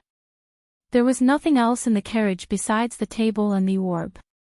Sitting comfortably in the cushioned seat, Michael leaned back. Then, he closed his eyes, focusing on the spy cams in Alpha Guardian Tenolia's warship. Currently, in a brightly lit room, several figures who were dressed fancily stood surrounding a bed on which Tiriana curled up into a ball. Those who were close to her could hear her sob and see her reddened face. Tenolia sat beside Tiriana, brushing her head gently. "Tell me, what's wrong with her?" The moment Tenolia's face turned away from Tiriana, her motherly look transformed into an enraged predator. The rest of them in the room shuddered just by looking at the killing intent in her eyes. Noticing the silence, Tenolia trembled. "She's been vomiting blood non-stop and crying in pain. There's definitely something wrong with her. Yet, you idiots found nothing." She snarled at the healers in front of her. "We thoroughly examined her and everything she came into contact with Alpha Guardian." But the leading healer, who was a blonde elf in golden robes, shivered while talking and didn't finish his sentence. "Incompetent idiots. Go to R and bring me the heavenly alchemists before I lose my patience." Tenolia threatened them with gritted teeth. Hearing her threat, they all trembled. Soon, they quickly ran away from the room, leaving Tenolia and Tiriana in the room. Just bear the pain, Tiri. The alchemists will be here shortly. Tenolia kept brushing Tiriana's head like a mother. Lots of work, vampires. Tiriana blurted out a few words, fighting through the pain. Shoo, we are taking care of it, Tenolia said with a smile to calm Tiriana down. Unfortunately, the outside situation wasn't good at all. The existence of vampires and the news spread across the continent that guardians tried to hide vampires' existence brought a storm down on the guild. Currently, they were facing pressure from every direction. Her team was still investigating who leaked the information about the vampires to the royal news. She suspected Payton, but she had no proof to back her doubts. As far as Tenolia could tell, Payton worshipped the guild and stood to gain nothing by abolishing the guild's reputation. Creech. Suddenly, Tenolia heard something from behind. She turned back with lightning-quick speed to see a piece of paper on the ground beneath a stool. She stood up from the bed, walked to the paper, and picked it up. Her brows furrowed when her gaze swept across the piece of yellow paper. Then, she put the piece of paper back on the stool and opened the wooden door nearby to leave the room. Sponsored content. Visit Readle. Me for extra chapters. As soon as she stepped out of the room, she made her way to hall, where she saw several guardians and a girl sitting behind a crescent-shaped marble table. Did I receive any packages today? Tenolia asked the silver-haired elf. Yes, Alpha Guardian. We sent the package to the rune masters and waiting for them to finish checking it. Bring me the package now. Tenolia slightly raised her voice as the girl shuddered. Yes, Alpha Guardian. The girl didn't dare to remind the Alpha Guardian of the protocols. Instead, she just bobbed her head, opened the door behind her, and disappeared to bring the package to Tenolia. Several minutes later, the girl returned carrying a wooden box. Everyone leave, Tenolia's voice reverberated in the hall, attracting the guardians' attention. They gawked at each other and the stoic face of Tenolia for a moment before leaving the hall. After they left the hall, Tenolia slowly opened the box to see a parchment and a vial with sparkling silver liquid on crimson-red cloth. Tenolia picked up the parchment. For a few moments, she scanned the parchment and the box with her senses until she found no threats. Only then did she open the parchment. Greetings, Alpha Guardian. We remained in darkness, harming no one. But you and your guardians decided to expose us to the light. You shouldn't have done that. Because of you, your best friend is now suffering. Suppose you don't personally come to apologize to us alone at the location marked down below. In that case, your friend will experience the most excruciating death the elves have ever seen. P.S. The vial contains something that will lessen her pain. Consider this a courtesy of our great nation of Nightwalkers, aka vampires, as you named us. Your friend has 2 days to live. So your clock is ticking, Alpha Guardian. Tenolia's body trembled as she read the parchment. Just as she finished reading the letter, Tiriana's scream echoed through the warship. Immediately, Tenolia hurried to the room, and when she reached the room, she saw Tiriana puking blood, rolling on the floor while screaming in agony. Subconsciously, Tenolia picked up the potion before leaving the hall. Tirai. Tenolia dashed at Tiriana, argh. Tiriana kept screaming in agony when Tenolia sat beside her and put her head on her lap. Without Tenolia's control, her eyes watered. Tanu. Tiriana screamed as blood gushed out of her nostrils, eyes, and ears. At that moment, many guardians who heard Tiriana's scream flocked into the room. Alpha Guardian. Among those who entered the room were the healers who had previously left the room. They quickly rushed to her side and knelt beside Tiriana. The blonde healer quickly retrieved a sparkling blue potion from his space ring and forced it down Tiriana's throat. Since it was the healing potion brewed by Ghost, Tenolia allowed the healer to give the potion. It was the only thing that lessened Tiriana's pain. Erica. However, unlike before, Tiriana didn't stop screaming. Ever after the blonde elf chugged an entire bottle of healing potion down her throat, they couldn't stop Tiriana from screaming, It's not working. The healer stuttered as Tenulia saw Tiriana's eyes closing.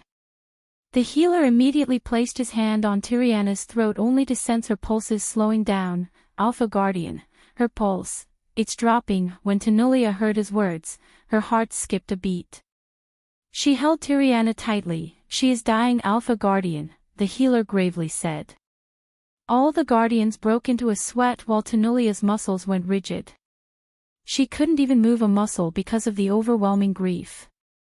Finally, tears broke out of her eyes and rolled out on her rosy cheeks. The potion. Tenulia remembered the potion in her hand. Alpha Guardian, if we don't find a cure to whatever is happening to her, she will die within a few minutes. We don't have enough time. The healer swallowed his fear and explained the situation to Tenulia. Tenulia's hand shivered, bringing the potion to Tiriana's mouth. As an Alpha Guardian, she was trained to make quick decisions because a second delay would cost lives in her position. Hence, she decided to give the potion she received rather than gambling with Tiriana's life. However, if she didn't give the potion, it was inevitable that Tiriana would die. Alpha Guardian, what is that? The healer asked Tenulia. Instead of answering him, she just opened the vial and gently poured the liquid into her mouth. Surprisingly, the moment the potion touched Tyreria's tongue, the healer noticed her pulse speed up. Alpha Guardian, her pulse is improving. Tenulia heaved a sigh of relief as she emptied the potion into Tiriana's mouth. Chapter 50. For the final round. After Tiriana drank the potion, the rosiness returned to her. The healer quickly examined her body only to see her vital signs such as pulse, arch energy circulation, and breathing had become normal. Nonetheless, Tiriana remained unconscious. Fortunately, they learned she had fallen asleep after suffering so much. Seeing Tiriana peacefully sleeping on her lap, Tenulia knew what she had to do. Go set a course to the Maven, Tenulia ordered, the Alpha Guardians staring at her. Hearing the order, the Guardians obediently bowed their heads before leaving the room. They were trained to obey orders, not question them. That was why none of them dared to ask why they had to go to Maven, a kingdom in the southern continent. The next day when the sky turned bright, the flourishing city of Oxshore woke up along with the thousands of citizens. Only a few minutes after the first sunray emerged from the horizon, the citizens began to flow through the streets.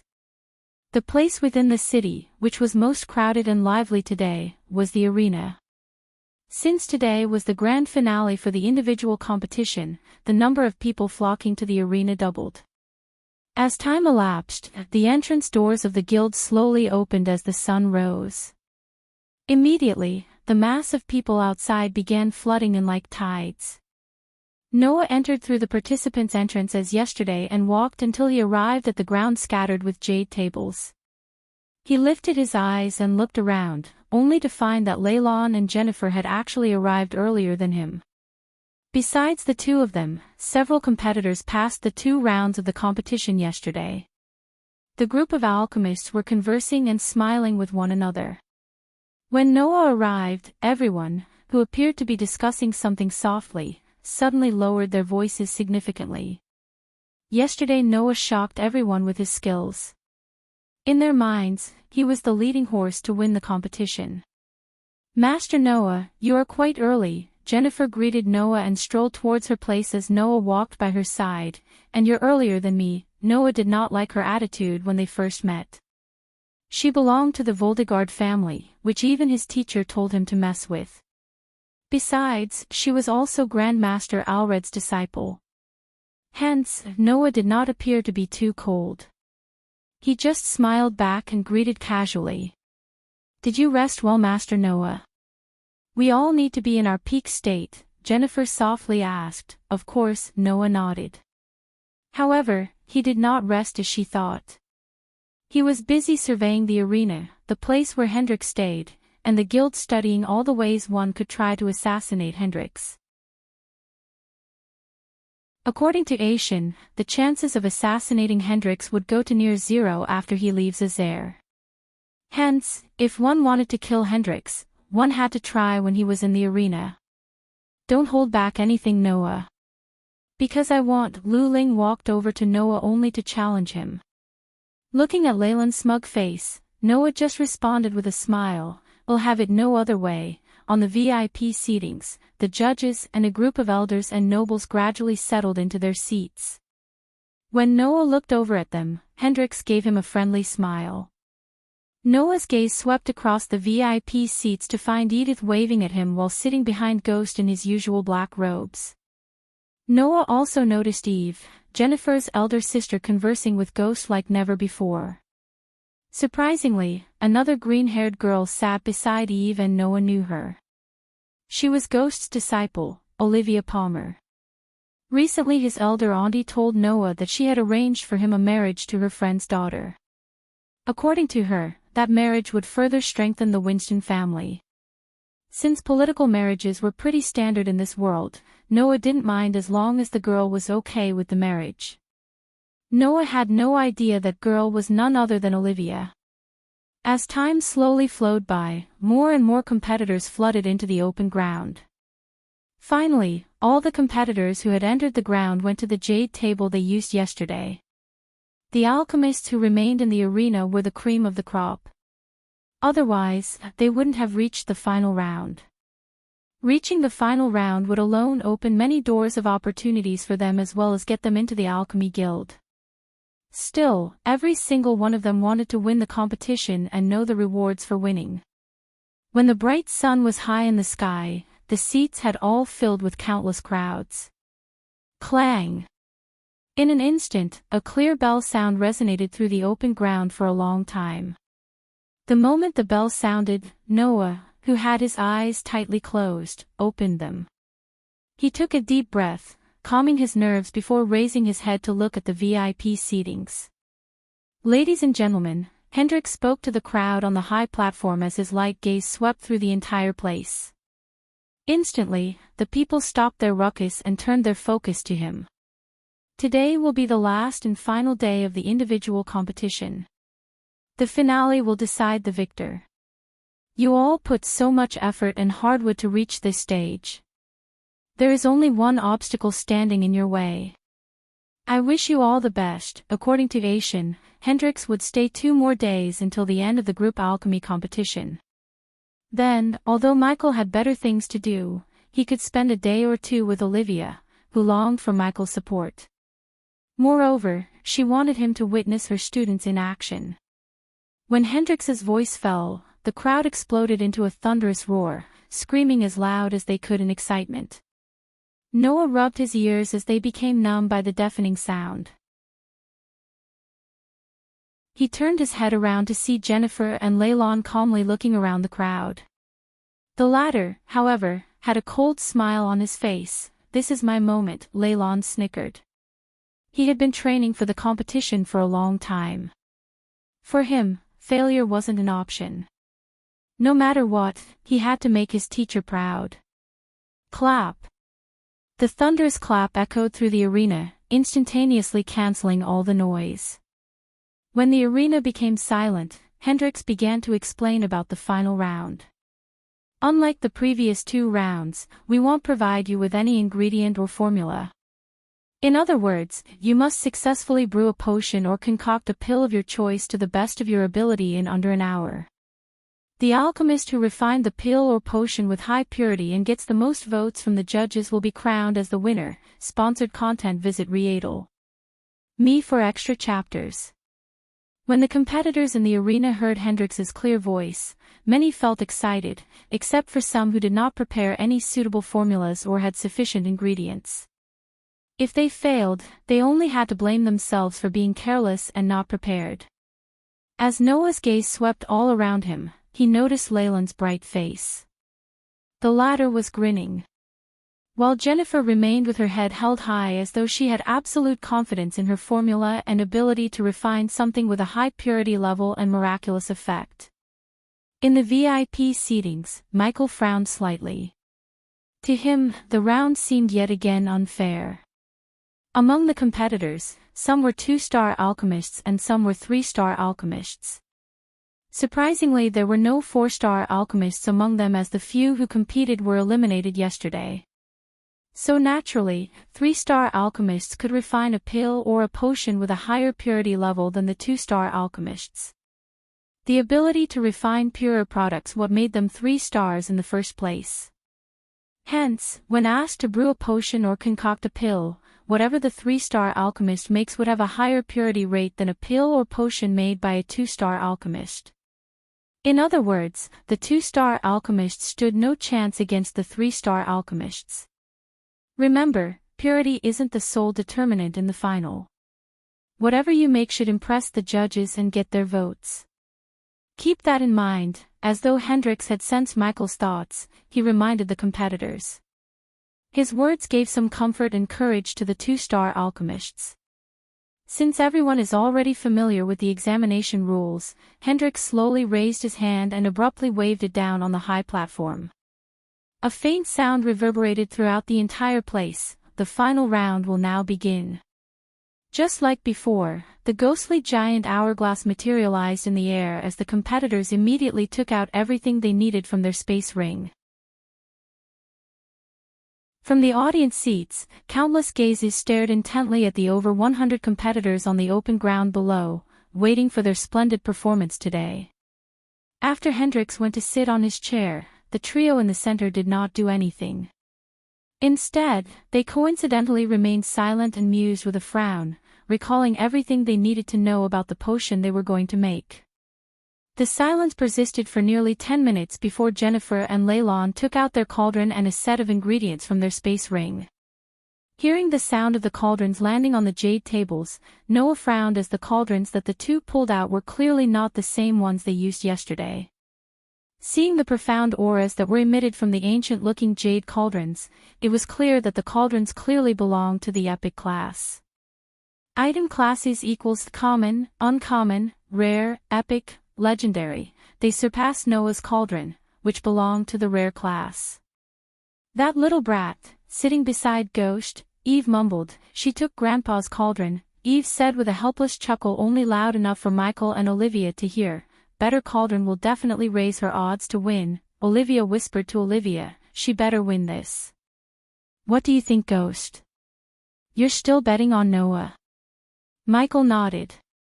If nothing dramatic happened, he knew Noah would win the competition easily because, unlike them, he knew Noah's secret. Lord Gabriel, is that the cauldron you used decades ago? Alred asked, pointing at Leyland's jade cauldron, which had a tint of redness to it. Yes, Gabriel responded with a simple nod. If my memory serves me right, you used it to take the champion spot during that year's competition. It seems you're pretty confident in your student, Alred amused. He will win this. Gabriel's voice was full of confidence and trust. All the judges had already begun to bet on their favorites. Still, they had no idea the competition would become a butchery. Edith suddenly stood up, walking toward the door in the back while the judges and the nobles were observing the alchemists on the ground. Michael noticed Edith leaving but didn't pay any mind to her.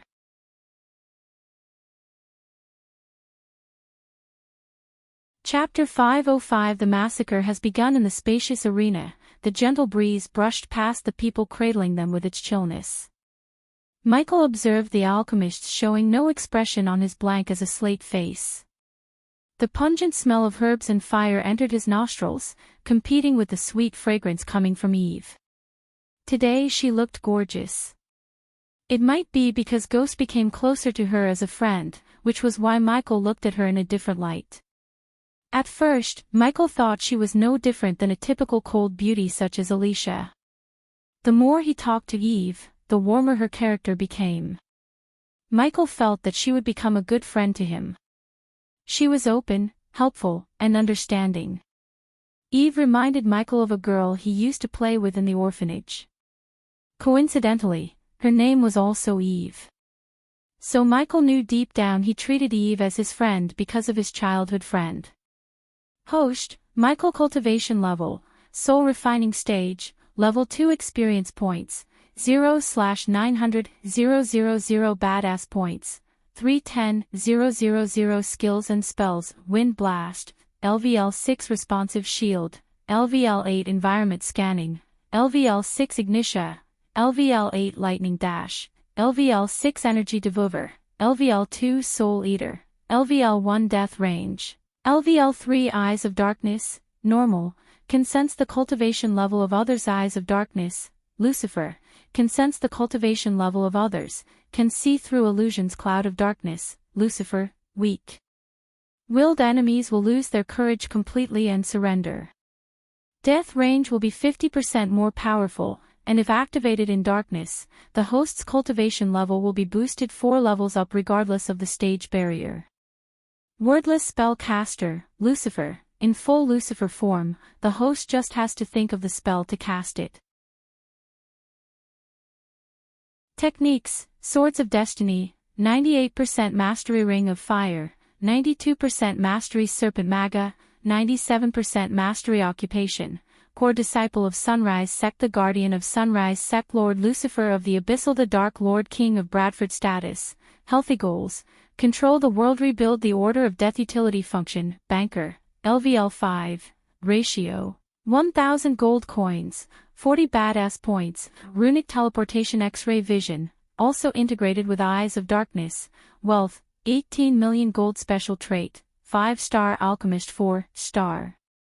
Inventor Subordinates: Gaia, Warrior, Loyalty level 100%, Raylene, 5-star Chef, Loyalty level 99%, Arya, Assassin, Loyalty level 86%, Heinberg, Warrior, Loyalty level 45%, Maxine, Warrior, Loyalty level 98%, Tiberius, Warrior, Loyalty level 55%, Sadie, Loyalty level 50%, Ricky, Loyalty level 98%, Titus, Loyalty level 60%, Optimus, Loyalty level 60%, The Silent Reaper Crew, Pirates, Loyalty level 90%, Base of Operation, Sunrise Sect, the Abyssal, the Crypt Kingdom of Bradford. Familiars: Nightmare, Forest Dragon, Vidora, 3-headed Hydra, Elemental Manipulation, Wind, 10% Mastery, Fire, 10% Mastery, Lightning, 15% Mastery, Darkness, 20%. I should definitely upgrade my inventor trait. After getting blood samples and every other possible sample from Victor, Michael planned to build some nasty weapons against the vampires. As far as Michael learned about vampires, he needed special weapons. The rest of the world was unbelievably vulnerable to the vampires. Noah may have been somewhat astonished by the epic class cauldrons Leylon and Jennifer had on the open ground. However, Andreas taught him the cauldron was merely an object, and an alchemist should not depend on the cauldron to refine a pill or potion. According to Andrews, an alchemist should be able to use the alchemy fire as a cauldron and refine pills and potions without a problem. Just like Ghost. Noah's white cauldron seemed somewhat shabby compared to Jennifer and Leylon. Unlike the rest, Noah was not too concerned about the cauldrons. Instead, he closed his eyes and thought for a moment. Then, he flicked his finger gently and a set of the ingredients needed to refine the Crimson Waves potion appeared on the stone table. The moment Michael saw the ingredients on Noah's table, Michael knew what he was going to brew. To be honest, the potion had all the wow factors to win the competition. Michael doubted anyone in the judging panel except Hendrix would know about the Crimson Waves potion. When an alchemist drank the potion, their alchemy fire would turn crimson red. Hence the name. The crimson red fire would burn hotter and easier to control than the default green flame, so that the alchemist could produce pills and potions with a 10 to 15% higher purity rate, up to 70%. If an alchemist could refine pills and potions with 70% purity, the potion wouldn't provide any effects. Michael didn't use the potion because he did not need to. He was a 5-star alchemist right out of the bat. So why didn't he sell them? Because it was bad for business to enhance alchemists. The fewer alchemists there were, the better. The hundreds of emerald green flames danced and flickered in the arena like fireflies made of jade glimmering in the night. The flames swayed with the wind chaotically with no direction in their mind until Michael conjured his heaven's flame. Even after seeing it several times, Noah's sparkling blue flames drew everyone's attention. Like a king among mortals, the blue flames overshadowed the green flames with its luster. Heaven's flame. How lucky that young man is to get a primordial flame. Sponsored content. Visit Readel. Me for extra chapters. Alred threw a covetous look at Noah's flame. The old man's eyes were green with envy. Indeed, he is lucky. He would have become a target of many if the primordial fire could be stolen. Weirdly, Adovan eyed Gabriel a second before replying to Asian. On the other hand, Jennifer had 25 ingredients on her table, whereas Leylon had a whooping 30. They began to put the ingredients one by one into the cauldron under the gazes of thousands of spectators. Meanwhile, some of the alchemists on the ground had already wholly refined all of the ingredients. Additionally, they started to prepare for the next step. The trio in the center ignored those participants and was totally focused on extracting the essence from each ingredient they put inside the cauldron. Unlike in the previous 2 rounds, small beads of sweat appeared on their forehead, trickling down their nose to the ground. Yet, they did not bother to wipe it off as they continued to focus on controlling the flame and extracting the essence. Then 10 minutes later, Noah carefully placed the last ingredient. Finally, the first essence bead, glowing in light pink, emerged from Noah's cauldron. Seeing that the extracting process was this smooth, Noah heaved a long sigh of relief. He turned his head and looked around. Surprised, he discovered that Jennifer and Leylon had formed 5 beads. Time slowly passed by as some of the competitors who initially had calm expressions began to pant a little. Such a huge burden and consumption of arch energy really exhausted them. Michael was getting bored out of his mind and even yawned behind his hand. Seeing Michael yawn, Eve couldn't hold back too. "I kinda wish I had seen your Elon battle tournament," Eve said, taking her gaze away from Jennifer. Suddenly Michael knit his brows as his neck hair stood up, alerting him of an upcoming threat. First, the air became thick with an intense scent of blood. Then, as though something was sucking all the light in the arena, the area turned gloomier. "What the?" Eve looked up to see a dark blanket falling over the arena. The arena was the size of a football stadium on Earth, and currently, the blanket falling from the sky covered the entire open sky above the arena. "What's happening? Oh God. The fuck?" Immediately the spectators were thrown into chaos. Whoosh! Following the dark net, a strong gust of wind in the form of a wave brushed past the hundreds of alchemists, putting off their alchemy fire. Ghost, terror clutched Eve's heart as she involuntarily squeezed Michael's hand. All the judges immediately stood up from their seats bewildered. Even Hendrix lost the calmness on his face. The sudden darkness along with the pungent blood stench in the air terrified them. "Lady Eve," Michael turned back to see a guard of Eve walking towards Eve holding his throat. In the dim, gloomy light, they saw blood gushing through his fingers. Shh. Another scream quickly echoed through the arena. Thud. The guard collapsed to the ground while another ear-piercing scream of a girl entered their ears. When they looked in the scream's direction, they all saw a mist of red smoke among the spectators. Soon after, they saw several other bloody veils of mist appear all over the spectators' stand. At this moment, the screams were the only sound they heard. "Guards!" Alred shouted, but no one responded. "Teacher." "Ghost, look." Olivia stuttered, and when they looked at where she was pointing, they saw the guard who collapsed to the ground, moving. The guard laid down his face against the floor and slowly moved his limbs. His lips made sickening, crunching sounds as he finally stood up on his feet. "Guard," Eve spoke in a muffled voice and frowned, looking at the blood oozing down from the wound on his neck. When Michael looked closer at the injury, he confirmed his suspicion and took a step back. When the guard leaped at Alred, Olivia screamed in shock, "Jrrgg."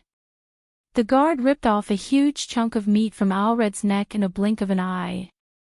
The blood sprayed from Alred's neck to Asian and Gabriel's faces. The warm blood brought Gabriel from his shock. "Holy blast. Gabriel immediately reacted by sending a golden plasma beam at the guard. Polch!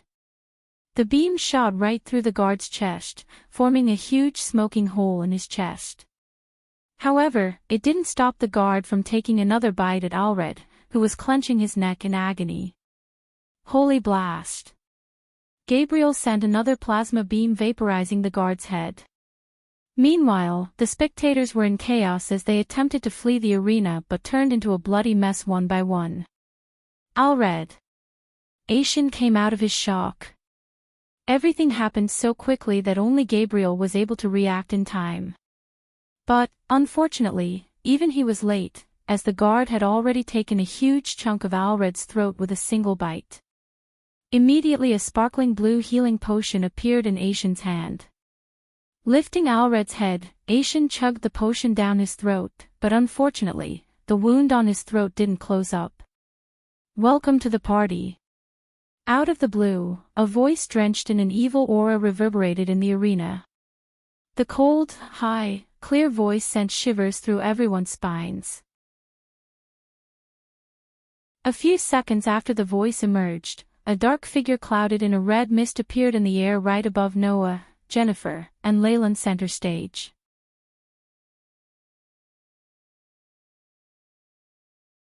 Chapter 506 The Elder Vampire. A red mist completely clouded the figure. The fog was no different than Michael's cloud of darkness. Only the cloud enveloping the figure was dark crimson red.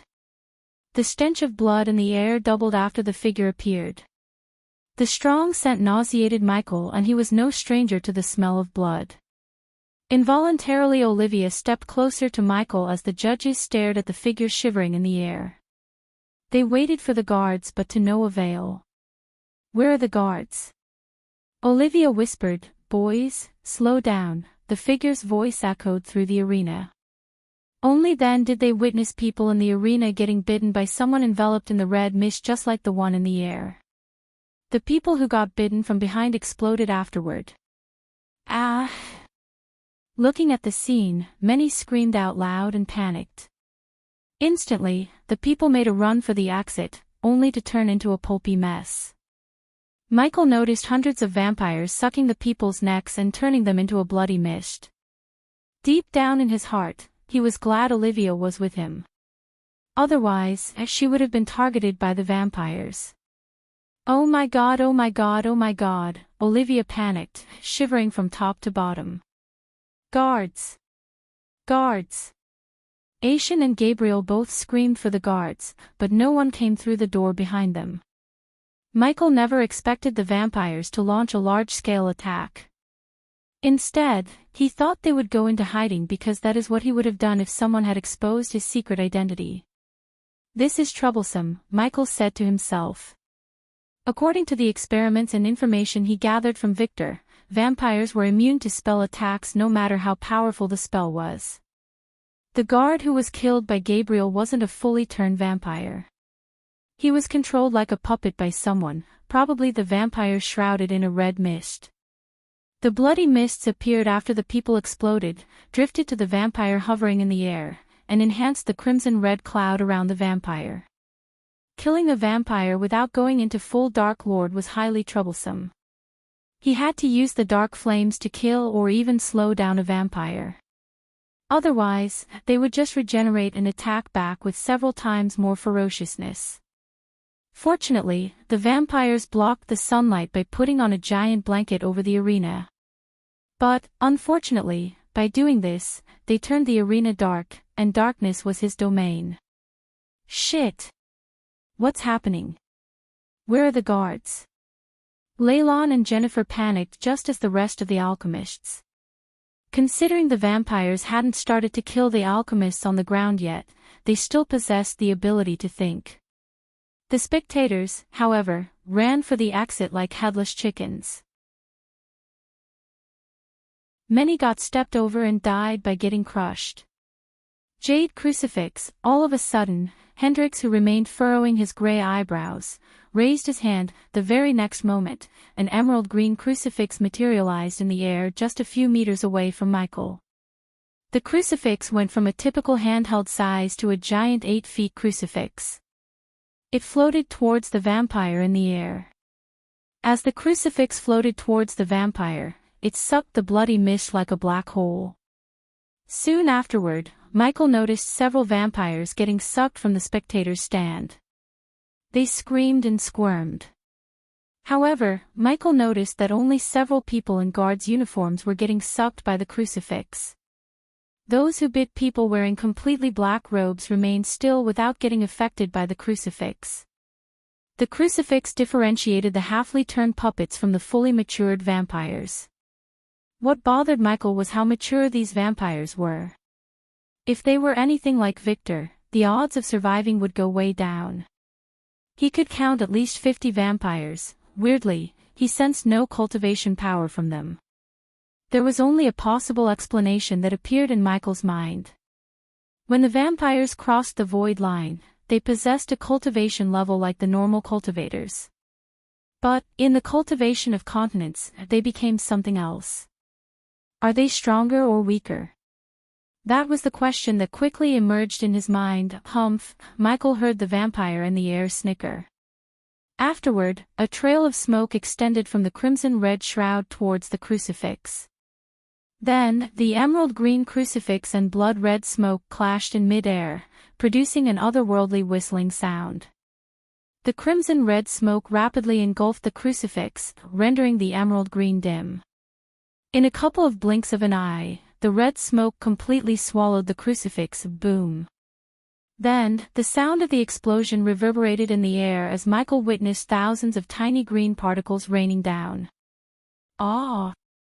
Hendrix coughed up a mouthful of blood as he stumbled back, losing his balance. Run, Hendrix mumbled. Hendrix was at the fusion stage, yet his spell was decimated within a few moments. Even if Hendrix was a warrior, his spell still wouldn't have affected the vampire. Is he an elder vampire? Michael asked himself, recalling Victor's words about the elder vampires, who were the most powerful pure-blooded vampires. But, of course, Victor had no idea there were more powerful classes of vampires above the elder vampires. Gabriel didn't even dare to cast a spell because he was at the core strengthening stage and he knew how powerful Hendrix was. So Gabriel knew if Hendrix stood no chance, neither would he. Hence, Gabriel turned back and rushed towards the door to escape. What's the rush, Lord Gabriel? The vampire's high-pitched clear voice rang in their heads as a cloud of smoke shot out from the vampire and covered the door. Holy blast! Gabriel raised his hand, sending the golden plasma blast at the cloud. To his shock, the plasma blast shattered into millions of golden dots when it clashed with the cloud. Lord Hendrix! Hearing Aishin's shout, Michael turned his head from Gabriel to Aishin and saw Hendrix floating towards the vampire. His old body was stiff as though he was paralyzed. He didn't even move a muscle. Does he have something to do with the ambush? Michael asked himself, looking at Gabriel, who was currently trying to get through the red smoke blocking the door. Despite the chaos and mayhem, Michael remained calm. On top of his training to stay calm despite the situation, the darkness soothed his mind and soul. He cancelled out all the screams of the people and focused on how to escape the arena without revealing his full power. Furthermore, he hoped the vampire's aim was to massacre people and issue the world a warning. Rather than targeting anyone specifically, anyone such as the Dark Lord who orchestrated their destruction of secrecy. Jennifer, Eve tried to move forward, but Michael quickly grabbed her hand. Sponsored content. Visit Readle. Me for extra chapters. Stay still. Don't give him a reason to attack you. Noah will protect her, Michael whispered coldly to Eve. The seriousness and authority in his voice rendered Eve speechless. She wanted to disagree, but she simply couldn't. Michael didn't know about Leylon, but he was certain Noah would protect Jennifer. Meanwhile, Alicia and Norvin leaped onto the ground, reaching Noah. Ghosty dragged Dash, with his eyes turning red. Aishin raised his hand to cast a spell. Before he could finish casting, a puff of smoke shot out from the vampire like an arrow and blasted Aish into the wall. In mid-air, the shroud enveloping the vampire slowly opened up, vaguely revealing a bloated short man. Through the opening, Michael saw the man opening his mouth as a meter-long tongue resembling a tentacle came out to lick Hendrix. Still, Hendrix didn't even move a muscle. Instead, he looked like a T-pose statue while being licked by the vampire. The tongue gradually coiled around Hendrix's neck, clenching Hendrix's throat little by little. "Leave him alone." Suddenly, Noah's shot echoed through the arena. Then, everyone saw a bright beam of light shoot out of Noah's body to straight up at the vampire. The bright beam had a tint of blue as heaven's flame coiled around the beam. As per Michael's knowledge, the primordial flames were one of the weaknesses of a vampire. Ever since he used dark flames on Victor, Michael wondered whether the other primordial flames would have the same effect or not. His curiosity ended when Noah's flame cut straight through the bloody mist enveloping the vampire, cutting the tongue around Hendrix's neck. Immediately Alicia leaped into the air, catching Hendrix in her arms. "Arg!" the vampire cried, but it sounded more pissed off rather than hurt. When the vampire growled, all his underlings stopped killing the spectators and leaped onto the ground. "Boys, kill them," the vampire coldly ordered the underlings. Michael had a feeling the vampire was looking at the VIP seatings. His feeling was confirmed when a few vampires leaped from the ground to their VIP seatings. "Thank you, Noah," Michael cursed Noah in his mind. There was a possibility that the vampire was targeting only Hendrix and would have left the arena after killing Hendrix. By attacking the vampire with Heaven's Flame, Noah pissed it off. Now, the vampire ordered the underlings to kill them instead of killing the spectators. Granted, Michael felt terrible for the people who got killed by the vampires. Yet, his own survival was more important to him than the people. When two powerful forces were at war, people would die. As far as Michael was concerned, it was impossible to save everyone. "Get them to safety." From the ground, Noah shouted at Alicia. And just as she was about to leap at the VIP seatings, Noah raised his hand, sending a stream of Heaven's Flame to Alicia's golden spear. Immediately, her spear lit with Heaven's Flame. Michael, who saw the spear burning with Heaven's Flame, cursed at the dark flames because if he had to cover his swords in dark flames, the flames would melt down the steel like a knob of butter. "Seems like mine is more powerful than Heaven's Flame," he calmed himself down, comparing Heaven's Flame and the dark flames. "Stay back." Michael stepped in front of Eve and Olivia as two vampires targeted him. While four others targeted Aishan and Gabriel. "Like hell I would." Eve stepped forward and stood beside Michael as a hammer with a gold handle materialized in her hand. In the corner of his eyes, Michael saw several tiny runes glowing on the gray hammerhead. Eve kept spinning her hammer until the hammer became blurry. Whoa! Michael was stunned when she threw the hammer at the vampire and sent the vampire flying before hitting the vampire in the chest. Whoosh! She raised her hand as the hammer, which disappeared from their sight, came right back into her hand. Michael noticed the runes glowing brighter than before. Unfortunately, he missed the ability to summon back Doombringer after throwing it. At the moment, he had to upgrade the Doombringer if he wanted to place any runes. Seeing Eve summon the hammer back, he was slightly jealous, to be honest. Moreover, she looked so cool. However, Michael didn't plan to be on the sidelines. This was his scene, and Michael had enough of being sidelined.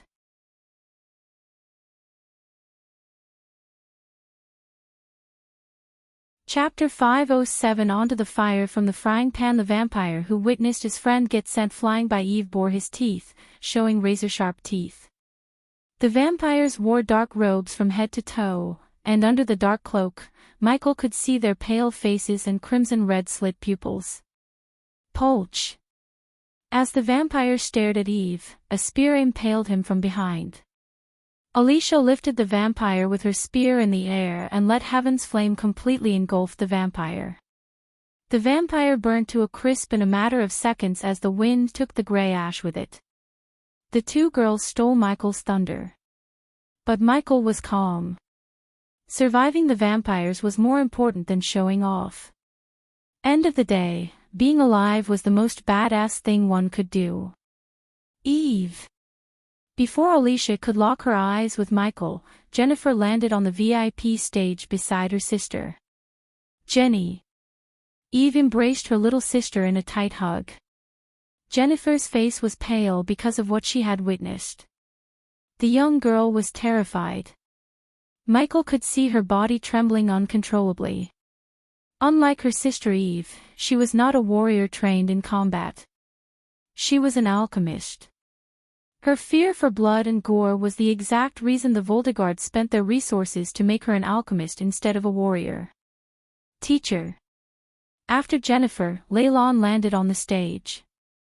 Seeing the four remaining vampires turning their focus to Alicia and Eve from Gabriel and Aishan, Alicia took a step forward, grabbed her spear in two hands tightly, and locked her gaze with the four vampires approaching her. Michael remained still and stepped towards the door. In the corner of his eye, he noticed the golden Babaru running around, attacking the vampires and clearing the way for the people to escape. The monkey was fast but not fast enough to save all the people. There were many people getting slaughtered by the vampires among the spectators. Come on, while Alicia was fighting four vampires at the same time, Michael reached the door with Olivia and Eve following him behind.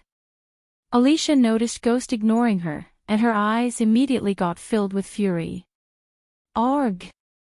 Alicia roared as she slammed the spear onto the stage, creating a powerful shock wave that knocked down the vampires as well as everyone except Michael and Eve.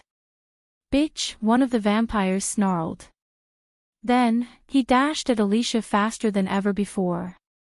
Michael noticed the vampires finally taking the fight seriously. Their inhuman speed stunned Alicia. Michael, who fought Victor, knew their speed. In a blink of an eye, the vampire appeared behind Alicia. On the other side, the three vampires flanked Alicia from all directions. That bitch is dead, Michael amused inside. One less ally for Noah was one less enemy for him. While this was happening on the VIP stage, Noah was fighting the vampires on the ground. Fortunately, the vampire in the air observed the fight, not intending to join the battle himself. The more people the vampires killed, the bigger the shroud of red mist around him.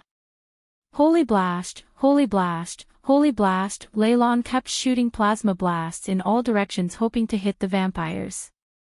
Arg! After several tries, he hit something, but it wasn't a vampire.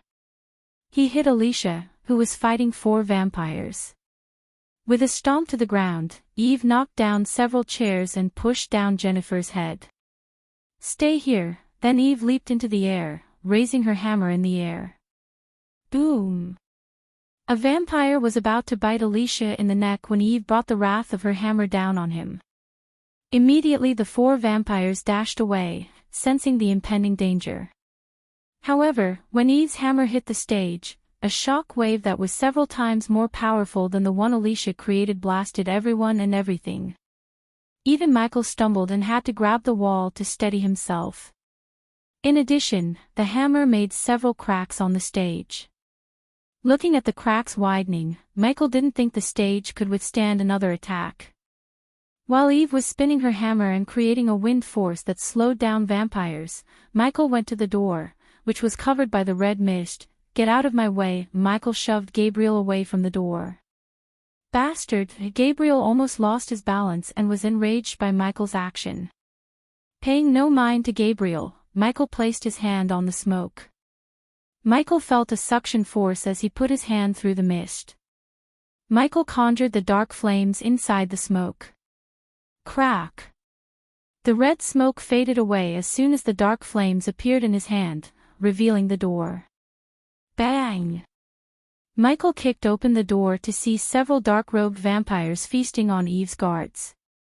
At that moment, they all glared at Michael, blood oozing down their mouths. For a moment, Michael remained still at the doorway, pondering whether he should exit through the hall with 20 vampires or through the open ground where a powerful vampire at. "We can't fight them for long," Eve said to Alicia while swinging her hammer around her to keep the vampires from taking a bite off her. Since Michael opened the door, Aishan prepared to drag Alred's lifeless body with him to the door. "Shit!" Leylon cursed when he saw the 20 vampires standing in line across the hall from one end to another. The marble floor and walls were tainted with splashes of red. The sickening sight of bodies with eyes still opened lying around nauseated Leylon. His face immediately turned green. "You doomed us." Gabriel didn't fail to take a shot at Michael as he took a step back from the door. "You want to go that way? Be my guest," Michael coldly said before stepping into the hall. Compared to the countless underling vampires and an elder vampire, battling the 20 vampires in the hall seemed a better choice. Unlike Noah, Michael didn't wish to reveal he had primordial flames. Several meters away from Michael, Eve slammed her hammer on the last vampire's chest. Grrr. Sponsored content. Visit Readle. Me for extra chapters. The vampire growled in pain, but before it could dash at Eve, Alicia stabbed the vampire from behind with the heaven flames-covered spear. Killing the last vampire on the stage gave them all leeway to enter the hall. For some reason, the elder vampire did not mind them entering the hall. Michael had a bad feeling about the elder vampire's calmness. Yet, he was not planning to decode its plan. Instead, his highest priority was to get the hell out of the arena without revealing his identity as the Dark Lord. Looking at Michael entering the hall, Olivia followed him behind. Then, Eve, Jennifer, and Aishan, dragging Alred's lifeless body, entered the hall. Lastly, after pondering their options, Gabriel and Leylon followed them inside the hall. Jennifer shivered, looking at the vampires in front of her. Except for their mouth, one could see nothing due to the dark robes and cloak. The vampires snarled, revealing their blood-covered teeth and 2 razor-sharp fangs. "Fresh blood," one of the vampires said in a croaky voice. "Well, get through this." Eve hid the dread in her heart and pretended to be fearless. Fighting 4 vampires took so much effort from both of them. So Eve knew how difficult, if not impossible, to fight 20 vampires. "Where are you going?" Eve was startled to see Ghost turning his back and walking back to the door. Instead of answering Eve, Michael closed the door. "What the hell?" Leylon tried to shout this time, but only a muffled cry escaped his mouth. Again, he did not want to agitate the vampires in front of him. Alicia coldly stared at him. She directed her killing toward Michael more than she directed toward the vampires. Again, rather than responding to pointless questions, Michael grabbed a chair and stuck it against the door knob to prevent anyone from opening the door from outside. Regardless of the situation, he remained calm, which surprised Eve. There was no fear in his eyes. "Ghost, I don't think we can take on all of them," Aishan said in a husky voice. "You have a better idea?" "It's them or the one who knocked out Lord Hendrix in a second." Recalling what happened to Hendrix, Aishan's heart skipped a beat. At this moment, he could only pray Noah would somehow save Hendrix and himself. "Why aren't they attacking?" Eve mumbled. Her words were barely audible to those who were near her. Yet the vampires who stood 20 meters away from her clearly heard her. "Meat dipped in fear is tastier," a vampire snickered. After hearing his murderous voice, Jennifer felt a chill running down her spine. She felt like the vampire was looking at her while speaking those words. "Follow my lead." Alicia took a step forward, and then, she looked over her shoulder at Michael. "Don't get killed." Eve could sense the apparent tension between them. Last night when she spent the night with Olivia, she heard about what happened during the tournament. But, like most people, Eve also blamed Peter for his fate. Alicia was lucky that Michael was a very patient man. Otherwise, he would have beaten the crap out of her just to wipe that stern look off her face. However, before she could take another step, Eve saw a streak of golden light across the hall running through between 2 vampires. It took her a moment to realize that Ghost had disappeared from her side.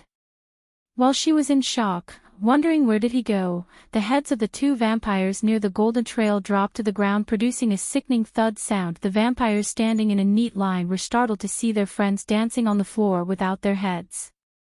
The blood spraying from the two headless bodies interrupted the group's vision. Still, through the blood fountain, Eve vaguely saw a figure on the other side of the vampire line. "Ghost," she mumbled, completely stunned by him.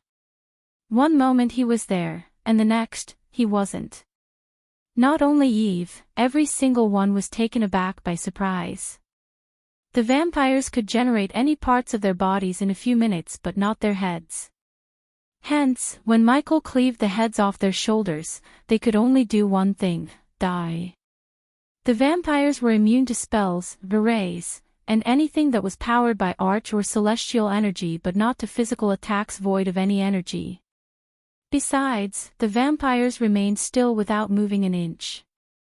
Hence, Michael was able to cut their heads off with no problem. Ding! Congratulations to the host for killing a vampire. The reward is 100,000 experience points and 3,000 badass points. Ding! Congratulations to the host for killing a vampire. The reward is 100,000 experience points and 3,000 badass points. All the vampires turned around to see Michael staring at them with his two black swords in his hands.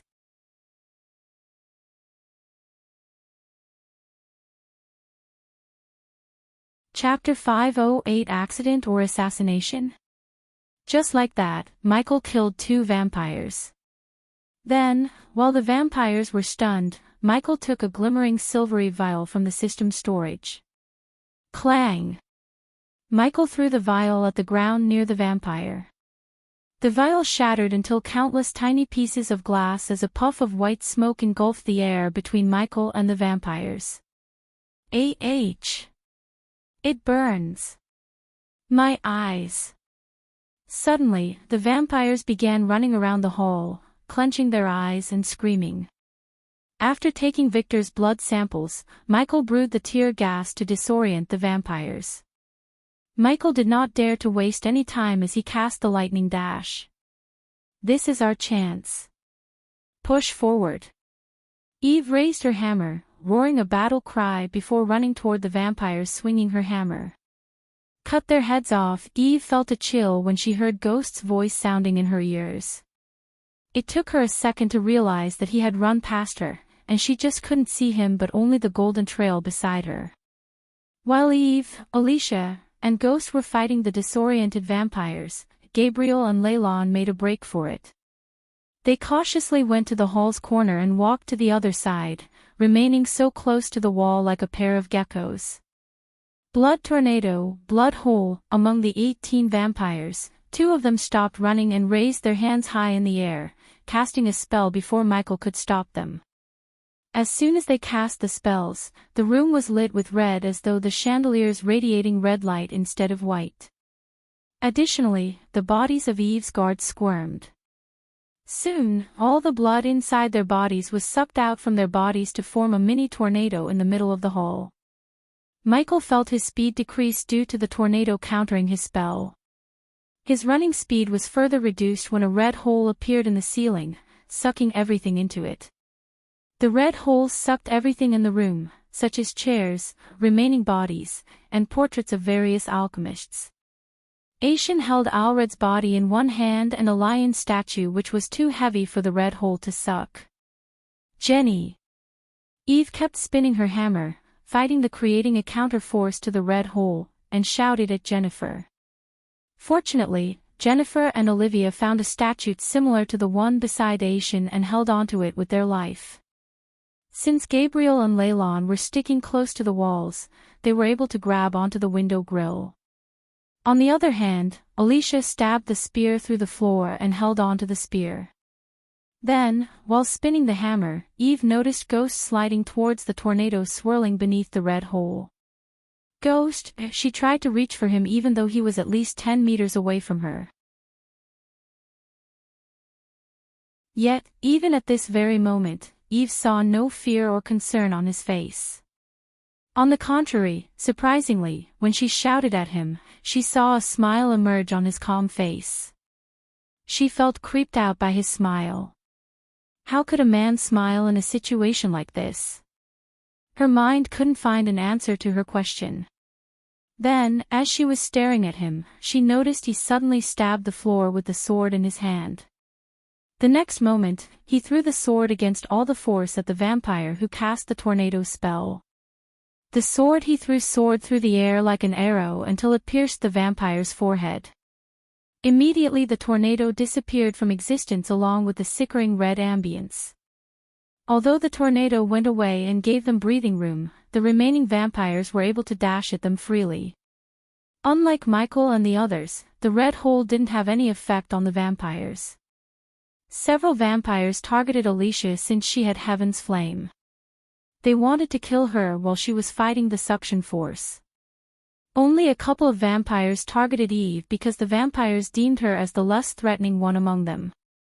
Her blunt weapon was basically useless against them when she fought them alone without Alicia. All the remaining vampires moved towards Michael. As far as they were concerned, he was just as dangerous as Heaven's Flame-wielding Alicia. If not, more. Seeing 5 vampires moving towards him, Michael raised his finger. Ignitia, the golden lightning bolt shot out of his hand, piercing through the vampire's chest. Arg, out of the blue, a scream reverberated in the hole. However, it didn't come from the vampire with the hole in his chest but from Gabriel. Unfortunately, Gabriel was in the lightning bolt's trajectory and got hit by the bolt in the hand. Hence, he let go of the window grills, resulting in him being sucked into the red hole. Teacher! Leylon shouted at Gabriel, but it was too late as Gabriel was flinging towards the red hole. He flew towards the red hole like a kite without an anchor until Alicia grabbed Gabriel by his hands. Don't let it go! Gabriel shouted. On the other hand, Alicia's spear began to tremble as it couldn't support 2 people. Ignitia, Michael kept firing lightning bolts at the vampires to keep them from reaching him. This time, none of the lightning bolts hit others. Your hands, slipping. Gabriel shouted, feeling his grab loosening. Blessing hands. Suddenly, a giant golden ghostly hand flicked Gabriel with enough force to send him flying onto the other side. I got you. In the midway, Michael grabbed Gabriel by his hand before Gabriel could fly over his head. Teacher! Jennifer cried out loud when she saw Alred's lifeless body disappearing into the red hole. Only then did they realize that the spell was cast by Aishin. He sacrificed Alred's body by letting him go so he could cast a spell to save Gabriel. Aishin held no love for Gabriel, but he was unable to let Gabriel die when he could save Gabriel from death. Tears gushed out of Jennifer's eyes as the memories she had spent with Alred flashed across her eyes. Hold me tight! Gabriel shouted at Michael. The swag Gabriel had was nowhere to be found on his face. At the moment, Gabriel shivered and sweated, fearing for his life. I want Lord Gabriel, Michael raised his voice. Gabriel's heart was pounding against his chest. He looked around while holding on to Ghost's hand to see 4 vampires walking toward them. To inflict maximum fear, the vampires showed their teeth, slowly walking toward them. On the one hand, Michael held onto the sword, and on the other, he had onto Gabriel. Hold tight, Lord Gabriel. Your hands are slipping. Michael shouted as the vampires devilishly grinned, no no no no. Gabriel frantically shook his head. But, unlike Ghost claimed, he didn't feel his hands slipping.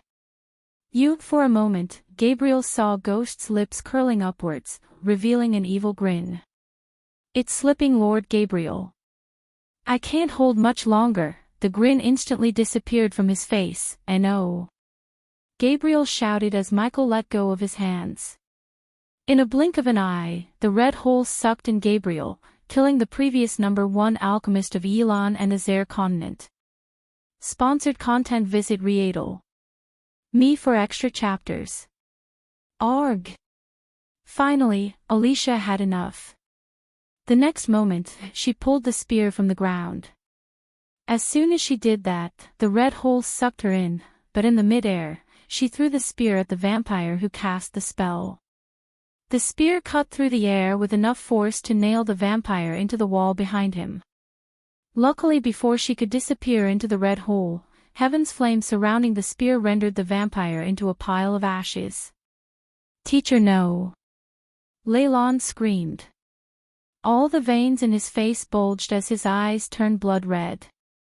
Holy blast, holy blast, holy blast, holy blast, holy blast, he was enraged by the loss of his teacher. Thus, he went berserk by shooting plasma blasts at the vampires one after another. He didn't care if he was hitting them or not, but he just kept casting the spell. In his anger, Leylon lost the fear of vampires. The man who picked up from the streets and raised him as his own just got killed in front of his eyes. Hence, Leylon was enraged beyond words. Since the tornado and the red hole disappeared, Michael cast lightning dash to disappear again. Polch! Polch! Polch! The vampires only felt a gust of wind before they saw their friends losing their heads. Michael used celestial energy to increase his speed. Therefore, the vampires had no chance of seeing him or reacting to his speed. Eve saw several heads rolling on the ground as the headless bodies sprayed blood all over the marble floor before collapsing to the ground. Ding! Congratulations to the host for killing a vampire. The reward is 100,000 experience points and 3,000 badass points. Ding! Congratulations to the host for killing a vampire. The reward is 100,000 experience points and 3,000 badass points. Ding! Congratulations to the host for killing a vampire. The reward is 100,000 experience points and 3,000 badass points. Ding! Congratulations to the host for killing a vampire. The reward is 100,000 experience points and 3,000 badass points. Congratulations to the host for leveling up. The current level is Soul Refining Stage Level 4. The notification sound of the system kept ringing in his head continuously. Finally, after cleaving 9 heads, Michael reached the next level of the Soul Refining Stage. The remaining 5 vampires looked paler than usual in fear. No longer they treated Michael like he was not a significant threat. They never expected Michael to kill 9 vampires in a few seconds. If the vampires crossed the void line, they would be at the core formation stage. Besides, they were also freshly turned by the elder vampire, so they had no battle experience like the others. Because of these reasons, Michael killed them so effortlessly. Even Michael was surprised at how easy it was for him to kill them.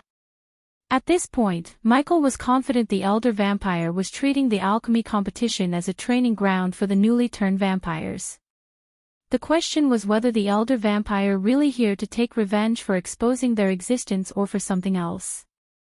Arg! Meanwhile, Eve crushed a vampire's head with her hammer, and Alicia killed 2 more vampires with lightning-quick speed. The remaining vampires stood no chance as Michael made quick work on them. The headless vampires staggered as blood sprayed out into the air from their necks. While the blood was raining down, Alicia saw Ghost walking calmly towards Eve. The latter was breathing heavily after a long battle. However, the battle was far from over. Boom! Suddenly the wall near the door they walked through exploded into bits and pieces, creating a cloud of smoke. A figure came flying through the smoke and landed near Alicia, Noah.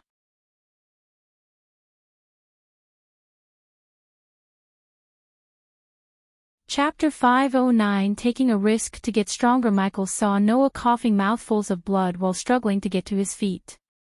His pure white robes were smudged with mud and blood. Noah! Alicia screamed as she went to her knees. She immediately flicked her wrist to take out a blue healing potion. Following Alicia, Aishan came running to Noah and tried to help him up. But unfortunately, Noah really seemed to be in bad shape. There were numerous claw marks, cuts, and bruises on his body. Since Noah was just in the core strengthening stage, the cultivation gap between the vampires and Noah was not as big as that between Michael and the vampires. But, because Noah battled more than 20 vampires with no help, the vampires did a number on him. After Alicia chugged the healing potion down Noah's throat, the bruises on Noah's face slowly disappeared as the rosiness returned to his face. "We have to go." Noah slurred due to internal injuries. They could barely distinguish the words that escaped his mouth. Boom! Suddenly the door Michael blocked exploded into bits and pieces. Through the environmental map, Michael sensed the vampires rushing into the hall. "Olivia, Eve," Michael raised his voice, drawing their attention to him, "run now." But Olivia tried to interject, but Michael's face twitched, wordlessly telling her to shut up. If push came to shove, Michael could always teleport away. However, teleporting Eve and Olivia would raise unwanted attention of Noah and Alicia. Besides, although fighting the vampires was risky, killing them offered him precious experience points. By utilizing the situation, Michael planned to have another breakthrough. Getting stronger was the only way he could fight his future enemies. But, to become strong, he knew he had to take risks. "Jenny, quick!" Jennifer did not waste time arguing with Michael. Ghost might be a good friend to her, but her little sister's safety was the most important thing to her. Hence, Eve grabbed Jennifer and Olivia's hand to rush toward the door on the other side before the vampires could pour in through the blasted door. "You three should go too." Noah finally picked himself to his feet. Leylon gave a stare to Michael before running behind Eve, leaving Aishan and Alicia behind. "Where is Norvin?" "I sent him away to call for backup," Alicia said as Michael walked towards the door. Eve went through. Noah noticed a wooden bucket appear in Ghost's hands. "There is no time. Leave. I will hold them off as long as I can." Noah's words reached Michael's ears and surprised him. Michael wondered what the hell was going on in Noah's head. He was planning to stay back to fight the vampires because he needed experience points and had an escape plan. However, Noah needed no experience points or seemed to have no escape plan. "No. Come with us." Alicia's eyes watered up as she frantically shook her head. "Do not make me pull ranks on you, Alicia. Grandmaster, please take her with you." Meanwhile, Michael splashed the liquid in the bucket onto the door. Immediately, the air became thick with the smell of oil. The smell indicated what Ghost was planning to do. Noah pushed both Grandmaster Aishan and Alicia towards the door. "Why are you staying behind?" Noah asked Ghost. To Noah, Ghost staying behind was a surprise. Alicia forgot to throw a death glare at Michael in her concern about leaving behind Noah. "Where are you, Piggy?" The bone-chilling voice of the elder vampire sounded in their ears. "I can't let you have all the fun," Michael responded to Noah with a smile. Then the moment Alicia and Aishan stepped outside, Michael closed the door. With a snap of his finger, Michael sent a tiny bolt of lightning to the door, causing the door to get on fire immediately.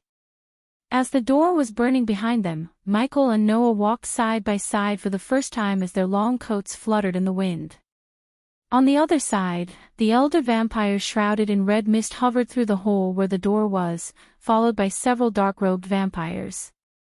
"We cannot fight him in a closed space like this," Michael whispered to Noah.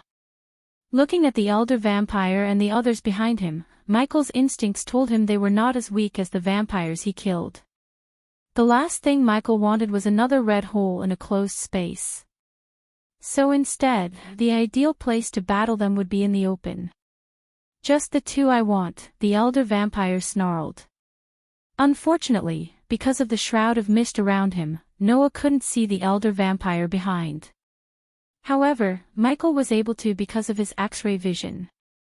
Thus, Michael saw the elder vampire raise his hand.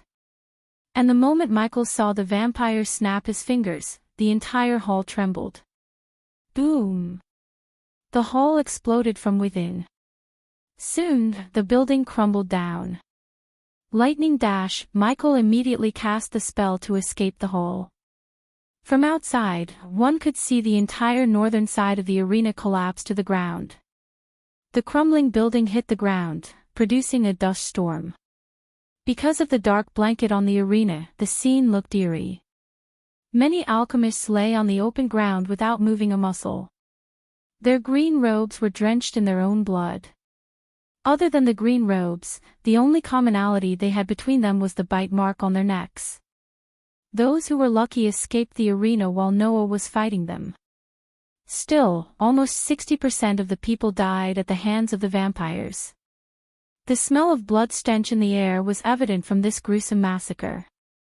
The casualty rate of the alchemists was much higher than the spectators. Only a handful of the alchemists who participated in the final round escaped the arena. The rest were on the ground, dead.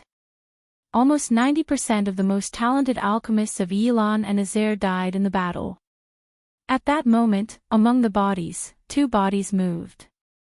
Shit, Michael cursed as he picked himself up from the ground. He pushed himself to the limit by using celestial energy. Otherwise, he would have been crushed by the building.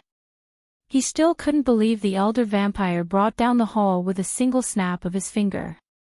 Michael picked himself up as he growled and saw the arena in ruins. The VIP seating and the hall north side of the arena were gone. Arg! Michael heard a growl as he turned aside to see Noah. Just like him, Noah also pushed himself to escape the collapsing building. However, considering Noah wasn't a soul refining stage cultivator, he couldn't use celestial energy to power up his spells. That was why Noah had bruises and cuts, unlike Michael. Noah flicked his wrist, retrieving a healing potion. Noah drank the potion in one gulp and prepared himself for the battle. Then, Noah looked around to see hundreds of dead bodies. All those lives, lost. His heart ached at the sight. These are blood-sucking vampires. So we have to kill them, you know that, right? Michael asked, looking at the elder vampire hovering towards them with the vampires following him behind. I only want one alive, Noah said. Sponsored content. Visit Readel. Me for extra chapters. No problem for me, obviously. Noah wanted one vampire alive so he could interrogate him for more information. If Michael was right, Noah would also try to find a cure for vampirism. With the help of the system, it was not a big deal for Michael. He had already started to find the cure and required a blood sample from a more powerful vampire other than Victor. His blood might do the trick, Michael said to himself, staring at the elder vampire. At the moment, only Michael, Noah, and the vampires remained in the arena. All the others were either dead or escaped the arena with their life intact. You possess heaven's flame, the elder vampire said, landing on the ground. You massacred my freshlings. The elder vampire turned his gaze from Noah to Michael. I wonder what kind of vampires you two would become. The elder vampire's voice sounded colder. When I turn you both. As soon as these words escaped the elder vampire's mouth, the 30 vampires behind him dashed at Michael and Noah before they could even blink an eye. Lightning dash, void step. Michael dashed at the vampires, leaving a golden trail, while Noah left blurry after images. Clang! Clang! The sound of metals clashing emerged in the ground, but unlike one would expect, the sound produced by Michael and Noah's sword hitting the vampires' necks. Michael was surprised as his sword didn't cut through the vampire like before. Instead, he felt like he had hit a stone. Only then did he realize the red mist covering the vampire's neck. Die! The vampire violently swung his fist at Michael, but he quickly leaped back. On the other hand, Noah was also surprised by the protective mist around their necks. Blood beam. Before Michael could bat an eye, the vampire fired a red beam at him.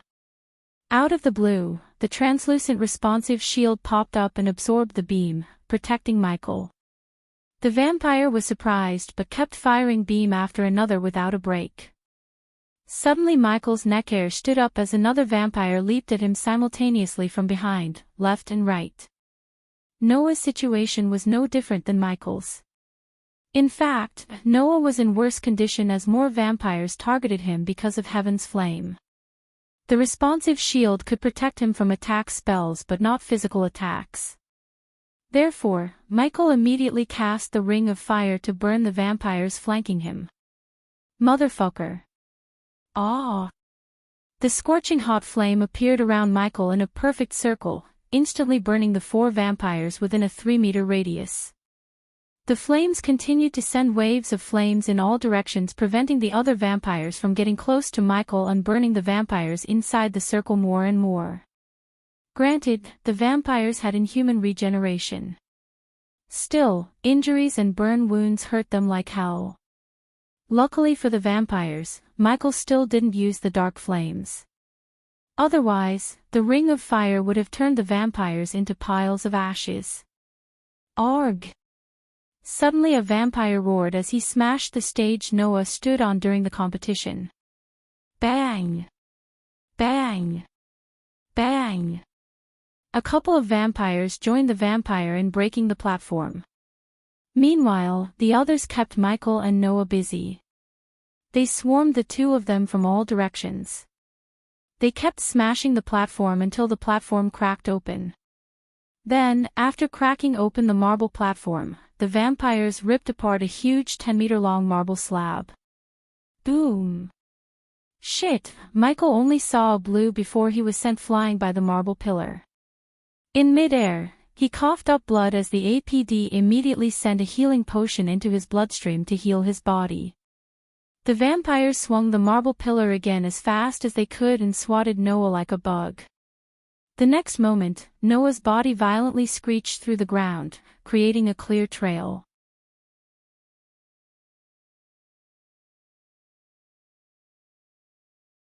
Chapter 5 10 Gods in Action. The vampires split the marble pole into 2.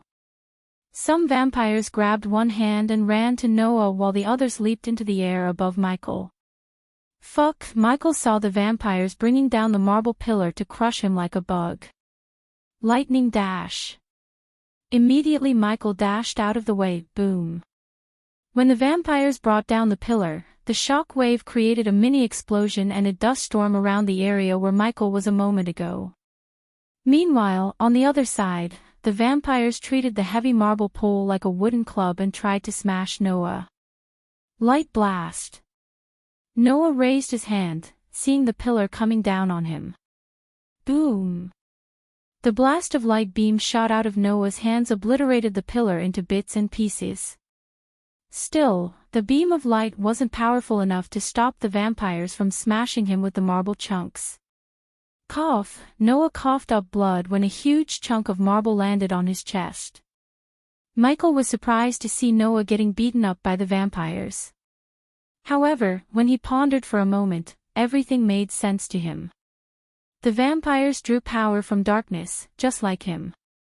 Only, he didn't cast Death Range to strengthen his powers since he didn't want anyone to suspect him of being the Dark Lord. Noah, on the other hand, drew power from light. Although Michael had no concrete evidence that Noah was the god of light, he suspected it. The acne before him confirmed his doubt. If Noah was to draw power from light, it made sense why he was so weak at the moment. Because there was no light coming through the dark blanket in the arena, the entire atmosphere had an eerie red and black color to it, resembling hell. Since there was a lack of light, the darkness suppressed Noah's powers. In addition, he also used most of his energy fighting the vampires and saving the spectators. While the marble block pinned Noah down on his chest, 3 vampires leaped at him, showing their fangs.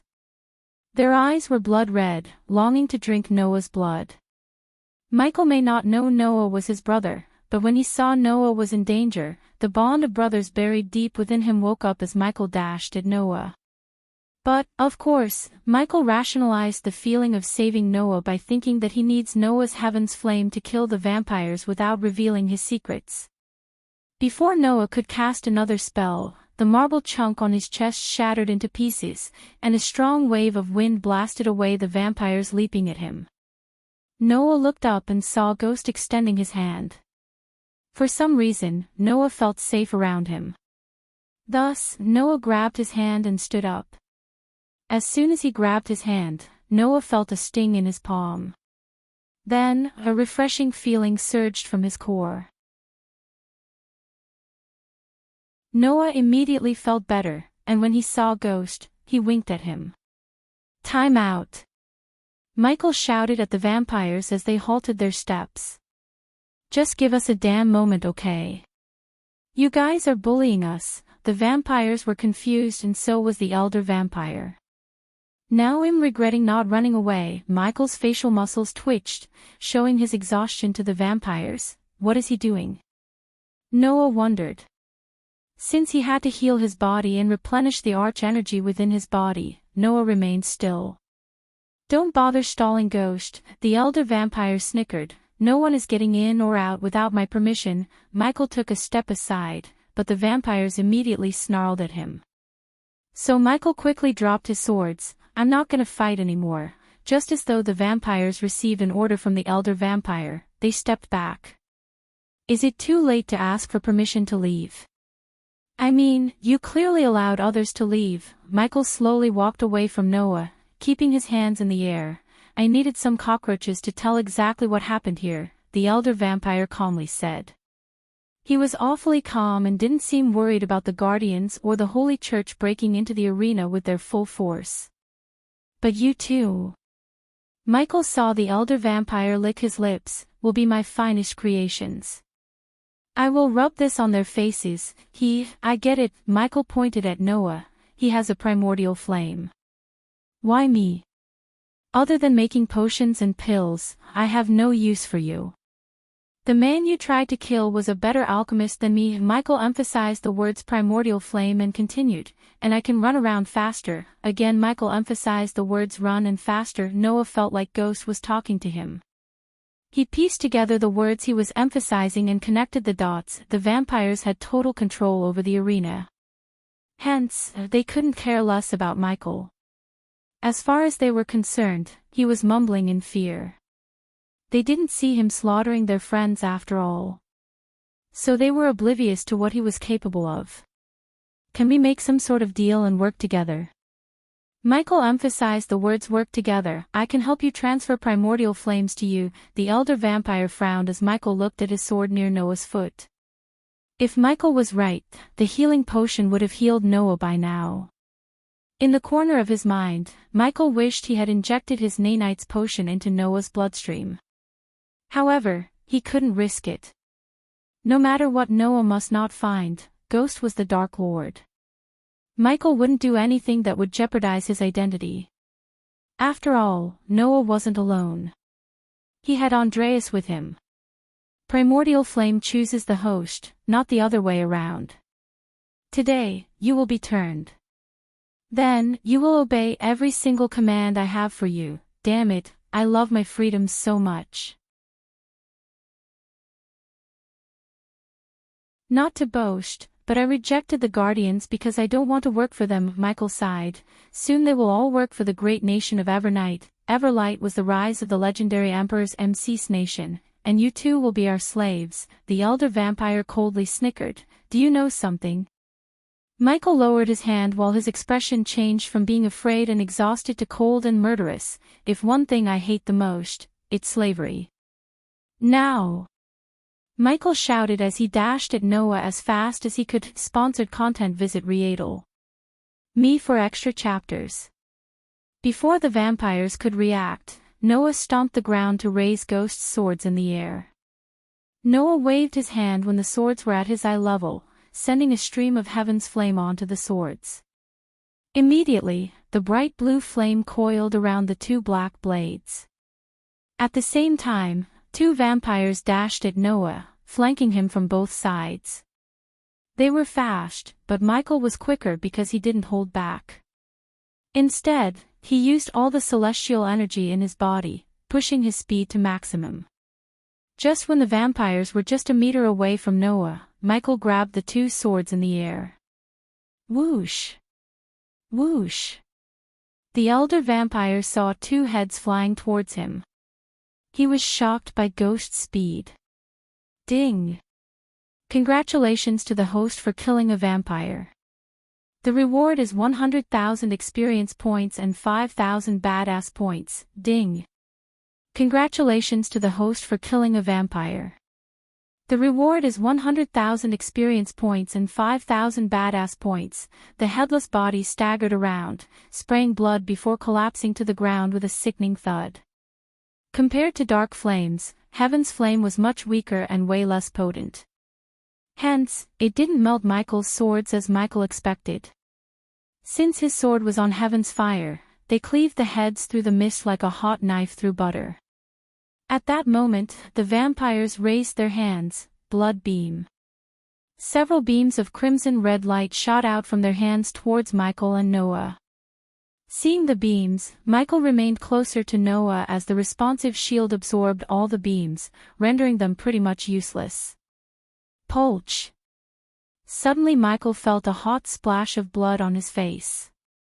When he turned aside, Michael saw Noah's hand sticking through a vampire's head. The vampire sneaked up on them, but Noah killed him before he could reach Michael. Realizing Michael's defense spell protecting them both, the vampires changed their battle tactics. They all just dashed at them from all directions. "Give me the sword." Michael handed his sword to Noah after he asked. The vampires closed the gap in a blink of an eye. Anyone in Noah and Michael's shoes would barely see their blurry figures. But Noah and Michael remained calm and worked together. When they reached closer, Noah and Michael stood closer with their backs against each other. Clang! Clang! Clang! Michael and Noah swung their swords, rotating and deflecting the vampire's claws.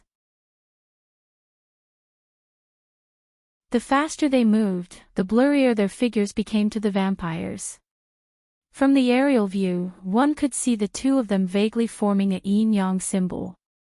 For the first time, they fought together. The darkness and light fought against a common enemy. Even powerful entities such as vampires couldn't touch both of them. "Cast your ring of fire." Noah shouted while fighting off the vampires, "Ring of fire." Immediately a ring of fire appeared around them. Michael wondered what Noah was planning, and soon he got his answers when Noah raised his hand, shooting out a stream of Heaven's Flame onto Michael's crimson-red ring of fire. The moment the two fires clashed, they merged together, forming a bright golden flame. Ding! Congratulations to the host for killing a vampire. The reward is 50,000 experience points and 5,000 badass points. Ding! Congratulations to the host for killing a vampire. The reward is 50,000 experience points and 5,000 badass points. Ding! Congratulations to the host for killing a vampire. The reward is 50,000 experience points and 5,000 badass points. Ding! Congratulations to the host for killing a vampire. The reward is 50,000 experience points and 5,000 badass points. The vampires burned to ashes in a flash when the golden fire touched them. Surprisingly, Michael only received half of the experience points he would normally receive. It seemed like the system deducted points by half because half of the kill was Noah's. Light beam. Noah fired a beam of light strengthened by Heaven's Flame straight through a vampire's head while Michael sent a powerful gust of wind blasting the vampire, dashing towards him into the fire. The power radiation the elder vampire sensed as they were fighting startled him. He had never felt such power in his life. But, of course, he was 600 years old. He experienced many anomalies, but the radiation from them was something else. What are they?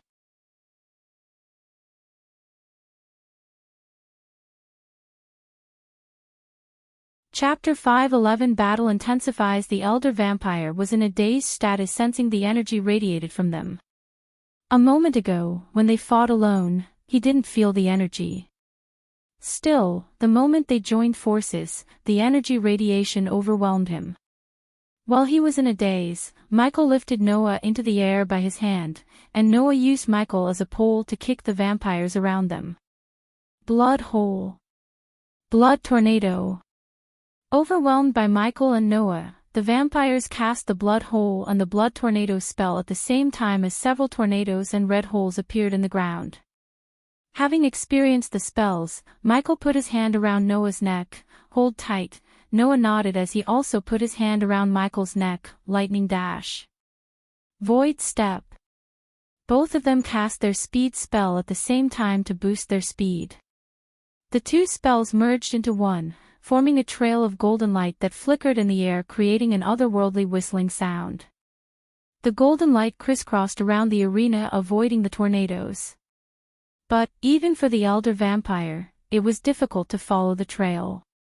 So it made sense when the vampires couldn't even defend themselves before losing their heads. The red holes sucked the alchemists' bodies to the ground while the tornado destroyed the bodies. When Noah was alone, he was weakened by the darkness. Noah's weakness was nulled by teaming up with Michael, the god of darkness who drew strength from the darkness. Because of their speed, the red holes could suck them in. Compared to the suction force, their speed was much greater.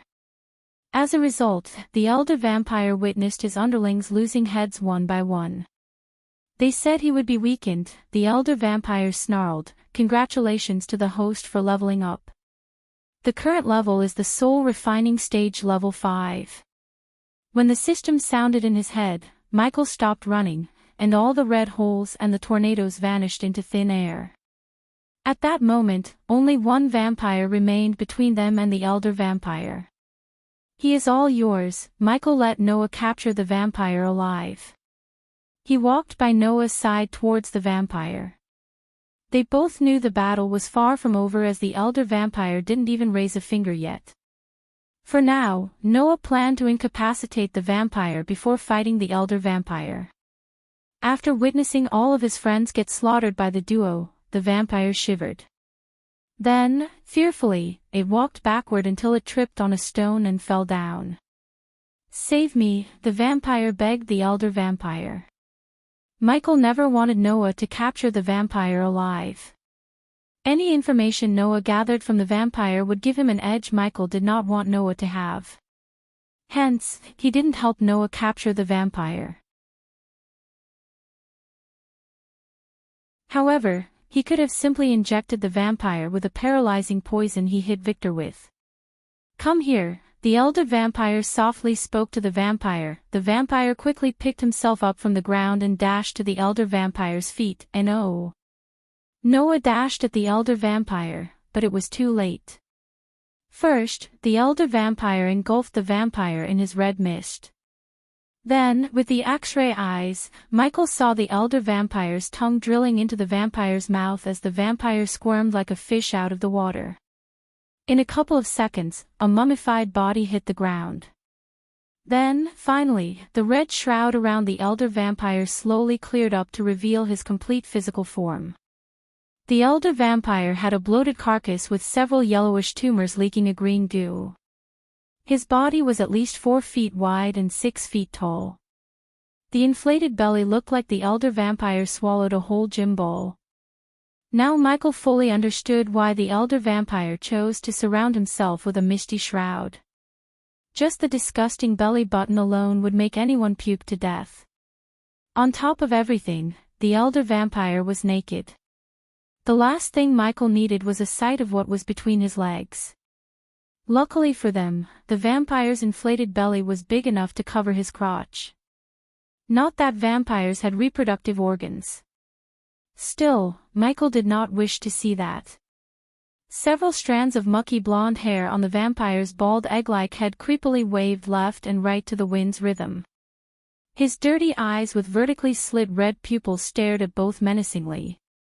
Looking at his unappealing body, Noah couldn't help frowning. He had never seen such a hideous creature in his life, and he had traveled to many realms and fought countless ugly creatures. "When you want something done, you have to do it by yourself," the vampire snarled, "Light blast." Noah raised his hand without warning, sending a light beam blast at the elder vampire. Noah was fast, but the elder vampire was faster. Hence, the vampire raised his hand as a translucent energy shield materialized before him and blocked the light beam. Heaven's flame. "It's a pity I can't take it from you." The shield blocked the light beam strengthened with Heaven's flame, chantless spell casting, Michael mumbled. It seemed as if the elder vampire was either a fusion stage cultivator or a prodigy, or the elder vampires were able to cast spells without chanting. System, you know the drill. When the heat gets too much to handle, teleport me away, Michael said to the system in his mind. Noted, this was Michael's plan B. In case the elder vampire overwhelmed them, the system would buy a teleportation scroll and teleport him away from the arena. Else, he planned to battle and kill the elder vampire. His blood might be just the thing Michael needed to find a cure for vampirism. Moreover, he was curious to see how many badass points he would get after slaying the elder vampire. Void step, unlike Michael, who stayed behind scheming in his head, Noah dashed at the elder vampire. Clang! Clang! Clang! Noah swung the sword covered with heaven's flame at the shield. Although the shield flickered, the shield did not break until a fist poked through the shield. Boom! Noah blocked the fist with his sword. However, the force behind the punch overwhelmed Noah as he was sent flinging in the air. The lack of light really suppressed Noah's power, and without Michael by his side to fight, Noah stood no chance against the elder vampire's punch. This didn't mean Michael could battle the vampire without breaking a sweat. In a blink of an eye, the elder vampire dashed at Michael after hitting Noah. Despite the elder vampire's bloated body, his speed matched Michael's speed when using the lightning dash. The elder vampire brought down his fist on Michael, who had his instincts kick in to block the punch. Michael put his arms before his face to block the punch, and when the fist collided with Michael's arm, a loud booming sound reverberated in the area. As the outcome of their collision, Michael's feet were pushed several inches into the ground. After that, the elder vampire repeatedly beat Michael like a drum. Sponsored content. Visit Readle.me for extra chapters. Boom! Boom! Boom! The elder vampire kept bashing him with his fists. Michael didn't even have a single second to breathe. To Michael, it felt like he was being slammed by an elephant. His forearm went numb by blocking the vampire's punches. If it wasn't for the APD constantly injecting him with healing potions, he would have been either dead or broken to pieces. At that moment, APD was the only thing keeping him from becoming a victim of the elder vampire. Enough, all of a sudden, Michael's eyes flared up for a second before he grabbed the vampire's hands. He manipulated the darkness, drawing strength from it to thwart the elder vampire's punches. Arg! Michael shouted as he fought against the raw strength of the vampire. The ground Michael standing on was cracking as his feet kept going deeper and deeper. Arg! Crying out loud, Michael punched the elder vampire in the belly using all his strength. Boom! The punch's force pushed back the vampire a few feet backward. One could see the ripples on the vampire's bloated belly and a tinge of surprise in his eyes. Void step. After Michael punched the vampire, Noah leaped at him in a flash. Soon, Noah appeared above the vampire's head and brought Michael's sword down the vampire's neck. Ring of Fire. Immediately Michael cast the Ring of Fire to entrap the vampire within the circle.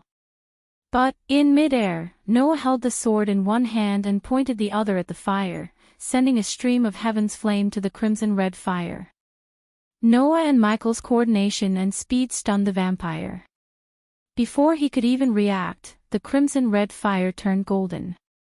These golden flames burned many of his underlings to ashes. Even though he was powerful, the elder vampire did not dare to underestimate heaven's flame.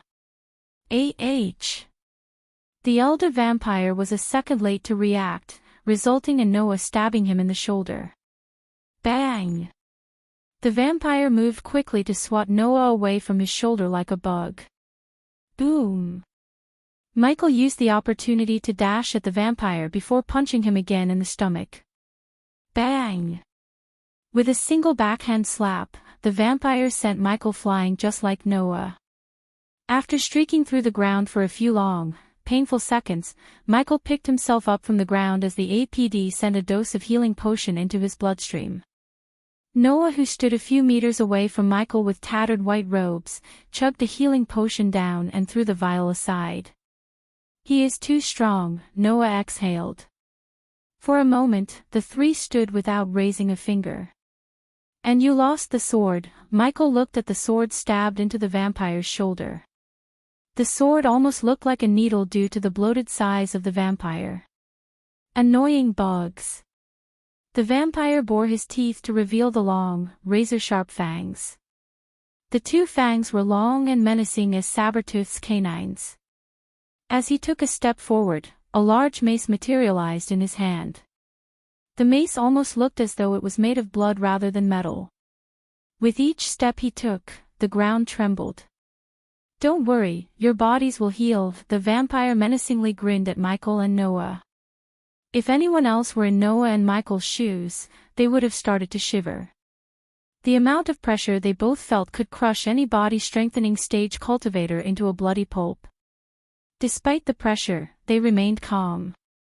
There was no use in panicking. Boom! The elder vampire pounded a body on its way to a pulpy mess without showing any shred of sympathy for his kind. The blood vaporized into the air and entered his body. After the blood entered his body, he licked his lips.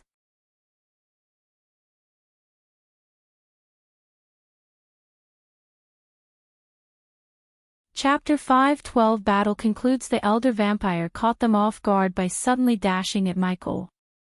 Immediately Michael raised his sword to block the mace. Boom! The moment the sword and the mace collided, Michael's sword broke into pieces and threw him backward a couple of meters. "Now you pissed me off." Seeing the broken sword in his hand, Michael growled. He loved those two black swords, and the elder vampire broke one like a twig with a single swing. Now Michael had to forge or buy a pair of swords from the system for a ridiculously high price. The price was why Michael hadn't purchased a sword from the system. There were better choices in the auction houses than the swords in the system. Unfortunately, the system locked the ores behind an upgrade wall.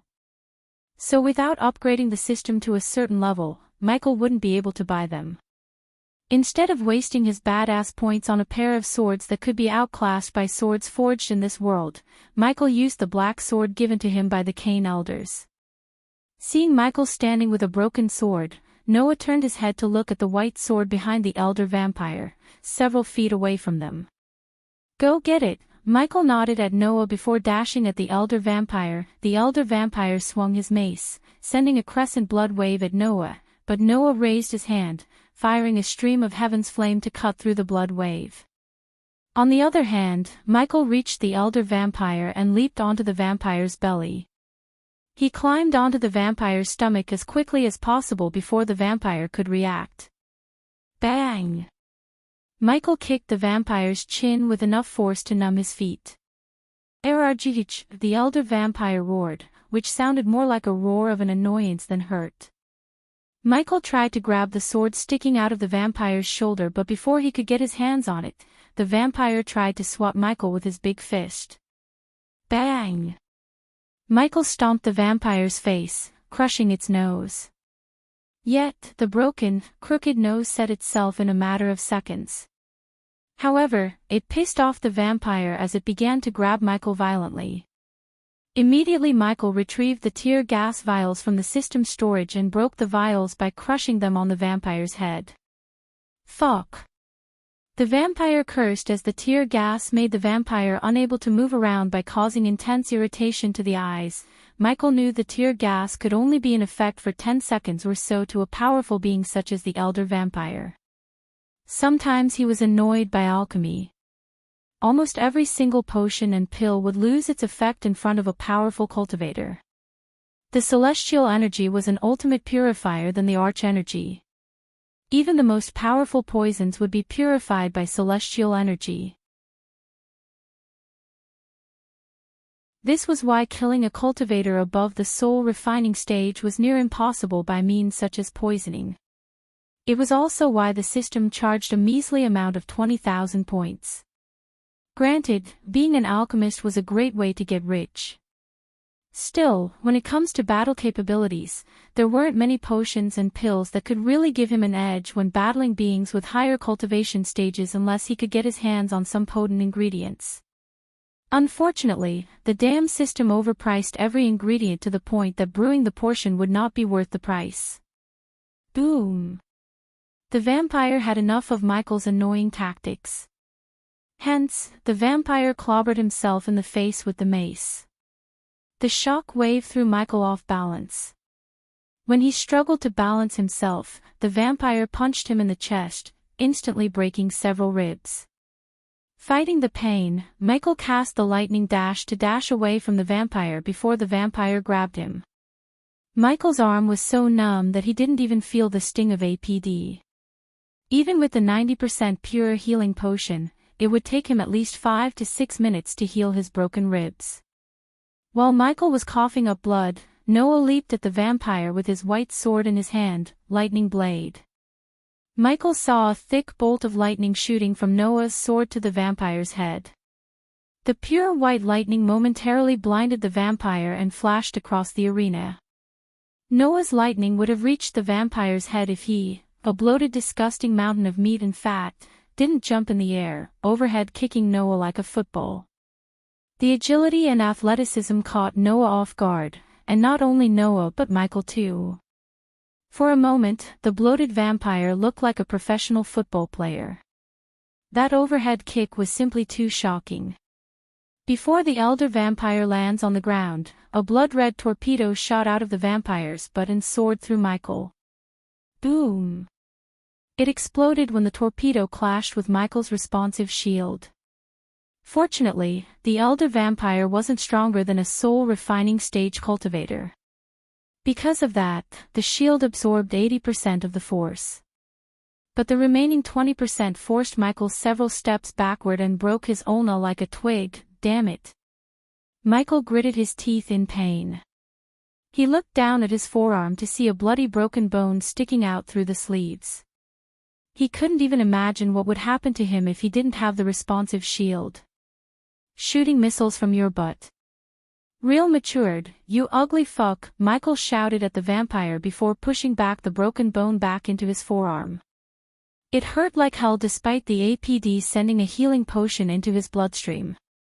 Noah had a look of surprise when he saw Ghost pushing back the broken bone. So many would have fainted in pain or screamed in agony. Yet, Noah saw no pain or misery on his face but intense killing intent in his eyes. After Michael set the ulna back in its place, the healing potion sped up a bit. I had enough of this, Michael mumbled to himself and looked up at the black cloth covering the arena's rooftop. Do you really think it's just a black cloth? The elder vampire snickered. Sponsored content. Visit Readle.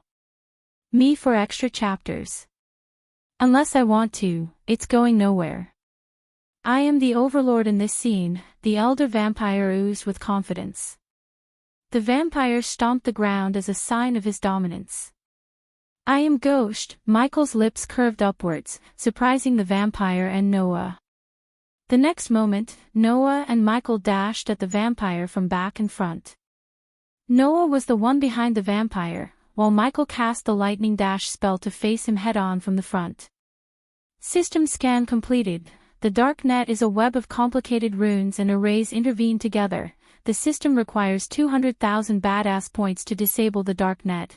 He heard the system sounding in his head, and although the required badass points staggered him, to kill the elder vampire, he had to spend the badass points. Do it! Michael yelled at the system in his mind. But, unlike Noah, he never planned to fight the elder vampire head-on. Instead, he planned to level the field by weakening the elder vampire. Sunlight was deadly to any vampire. That was why Victor or the other vampires wore dark robes covering their skin. But the elder vampire was too confident in his dark cloth blocking the sunlight. Thus, he was as naked as a newborn baby. As though Noah had read Michael's mind, Noah changed his trajectory suddenly and dashed at Michael. When they both met a few meters away from the elder vampire, Michael leaped into the air as Noah grabbed Michael's feet and boosted him into the air using all his strength. While Michael was soaring through the air towards the black cloth, Noah threw his sword in the air, which was caught by Michael just a moment before he swung the white sword at the black cloth. Creech! The vampire was startled when he heard a tearing sound. He looked at the growing tear in the black cloth dumbstruck. Little by little, the sunlight crept through the gap, vacating the red ambience the vampires created. It's impossible, the vampire couldn't take his eyes off the tearing black cloth. One of the most powerful weapons the vampires had was destroyed in a matter of seconds. He spent the best years of his life perfecting the black cloth, only to fail. Meanwhile, Noah felt the light coming through the gap restoring his power. Noah gained power while Michael lost his power boost as the darkness was being replaced by light. Still, it was worth the trade-off because the light weakened the elder vampire more than it did to him. Even without the darkness, Michael was a soul-refining stage cultivator and still strong. But the same could not be said of the vampire, as his power took a nosedive. Boom! Suddenly, Noah shot into the air from the ground like a rocket, cutting through the air. In mid-air, Noah grabbed Michael's hand, which was holding his white sword. They pointed the sword toward the vampire, diving down. The two of them looked like a meteor soaring through the air, creating a trailblaze. At that moment, Noah and Michael shared the same sword and name, killing the elder vampire. The elder vampire's battle instincts kicked in as he raised the mace in the air to deflect the sword. Additionally, the translucent red shield bubbled around the vampire, who had no longer wished to stay in the arena because of the sunlight. Boom! However, when the duo and the shield collided, the vampire's blood shield shattered into hundreds of tiny shards. The shock wave burned everything around them in a 10-meter radius. Polch! Noah and Michael did not stop as they entered through the vampire's chest, forming a vast hole and appearing out in the back, completely drenched in blood. The elder vampire screamed in agony as his skin began to smoke. In a couple of seconds, the sunlight completely burned his skin.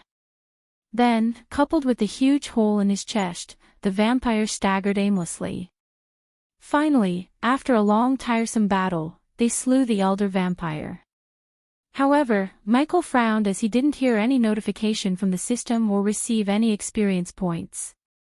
For some reason, Michael had a bad feeling in his guts, and when he turned his head, he saw the same concern on Noah's face.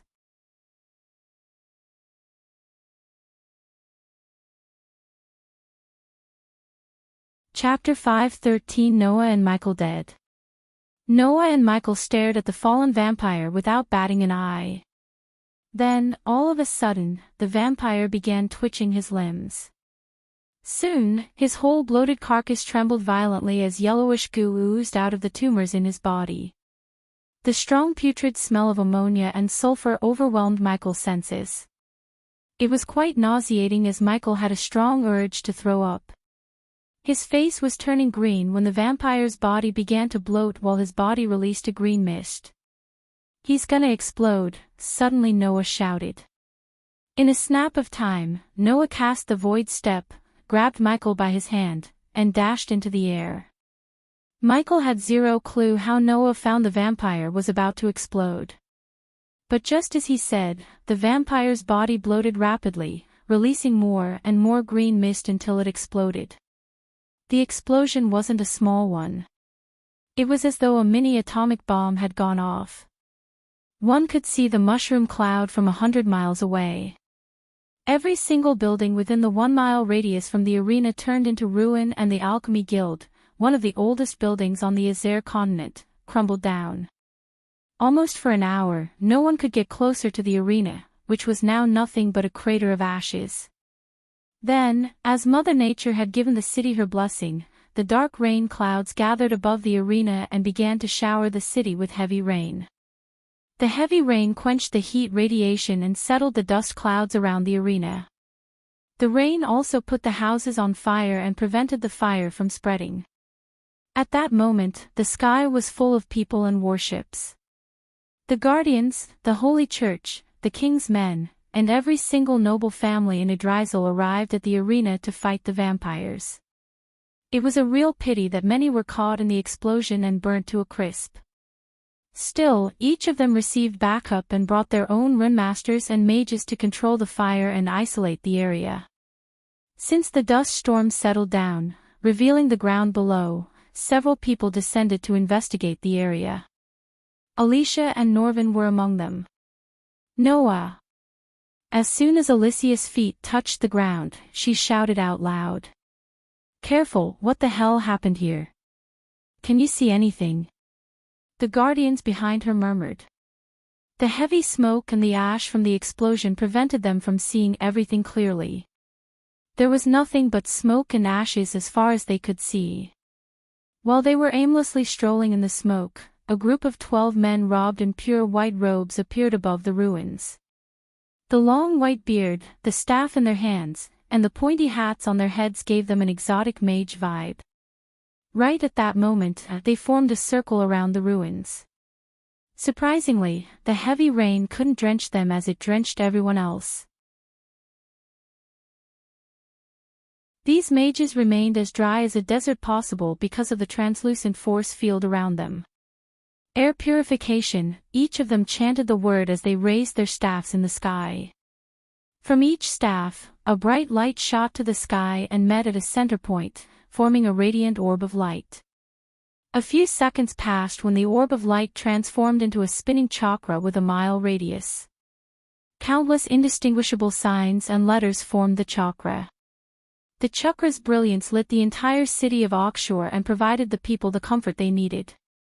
As the chakra rotated, sucking the heavy smoke and ashes, the chakra swirled in the sky, purifying the air until Alicia and the others could vividly see what was in front of them, which was nothing but barren lands. Alicia couldn't recognize the place at all. She felt as though she stepped into a desert only with ash instead of sand. As far as her eyes could see, she found nothing, not even a brick. Look! Alicia immediately turned to the man who shouted to see a skeleton, and when the man touched it, the skeleton crumbled into white dust. Meanwhile, more and more people landed on the ground, including Olivia and Aishin. They joined in the search for Noah and Ghost. To be honest, only Olivia came to search for Ghost while the Guardians focused on finding Noah. But, deep down, Alicia wanted Ghost to be one of those skeletons. Since Olivia had no sway with the Guardians and they had already refused to search for Ghost, she began to run around the barren land searching for her teacher. But, of course, if this happened in Elon, the entire river town and the Sunrise sect would have been on the scene. But unfortunately, Michael had no connections in the Azer continent. If anyone could survive this, it's Noah. Seeing Alicia's eyes watering up, Norvin gently patted her on the head. While they were scouring through the ashes, a group of 12 men dressed in silver armor with the crest of the Guardian Guild on their chest landed on the ground. The one who led the group was a tall domineering elf with striking blonde hair, Tenulia Valran, aka the Alpha Guardian of Hunter Guardians. I want every inch of this place searched. Coordinate with the Holy Church guards. No stones unturned, got it? Yes, Alpha Guardian. The guardians behind Tenulia raised their voices, and each of them dashed in a direction to search the premises. We will find Noah, Tenulia said when he came to Alicia and Norvin, Grandmaster Aishin. Tenulia then turned her gaze towards Aishin, who was still looking pale and terrified. How is Lord Hendrix? He is now stable. The healers asked him to take a rest. I have assigned my best men to protect him. His safety is our top priority right now, Ghost. Their conversation was abruptly cut short when suddenly a panicked voice reverberated in the area. They all looked in the direction of the voice to see Olivia frantically digging through the ashes. They all rushed at Olivia and saw a hand sticking out of the ash. Quick! Tenulia shouted at the men surrounding her. But no one needed an order as they had already begun to dig the ashes. Alicia and Norvin joined in the digging. The more they dug, the more they uncovered Ghost's body. While digging, Norvin felt another hand beside Ghost. His speed doubled, thinking it might be Noah. Just as he guessed, when Norvin and Alicia dug out the ashes, they uncovered Noah's body. Sponsored content. Visit Readle.me for extra chapters. Together, they all finally managed to dig out Ghost and Noah. Unfortunately, both of them were in pretty bad shape. Their clothes were burned and torn up, several parts of their body, such as hands, neck, and legs, were covered in burn wounds, and they could even see Noah's femur sticking out of his leg through the pants. "Are they alive?" Aishan asked while the Guardians were carrying them away from the dig site. "He has a pulse." Olivia grabbed Michael's hand and sensed a weak pulse. "Bring me the healers." Tenolia shouted as several Guardians flew out of the ruins to bring the healers to her. Meanwhile, the Guardians placed 2 wooden beds on the ground instead of taking them out of the crater. The rain slowly washed off the ashes on their faces. Alicia and Olivia's tears also hit their faces along with the raindrops. "What are you doing?" Looking at Olivia taking out a healing potion from her space ring, Tenolia questioned her, but instead of responding to Tenolia, Olivia gently poured the healing potion on Michael's neck, which was severely burned by the explosion. The potion healed up the wound but not the marks. Afterward, Olivia took out another potion and gently poured it into Michael's mouth. "Wake up, Ghost." Olivia could barely speak those words through her lumped throat. Most of the sparkling potion leaked out of his mouth.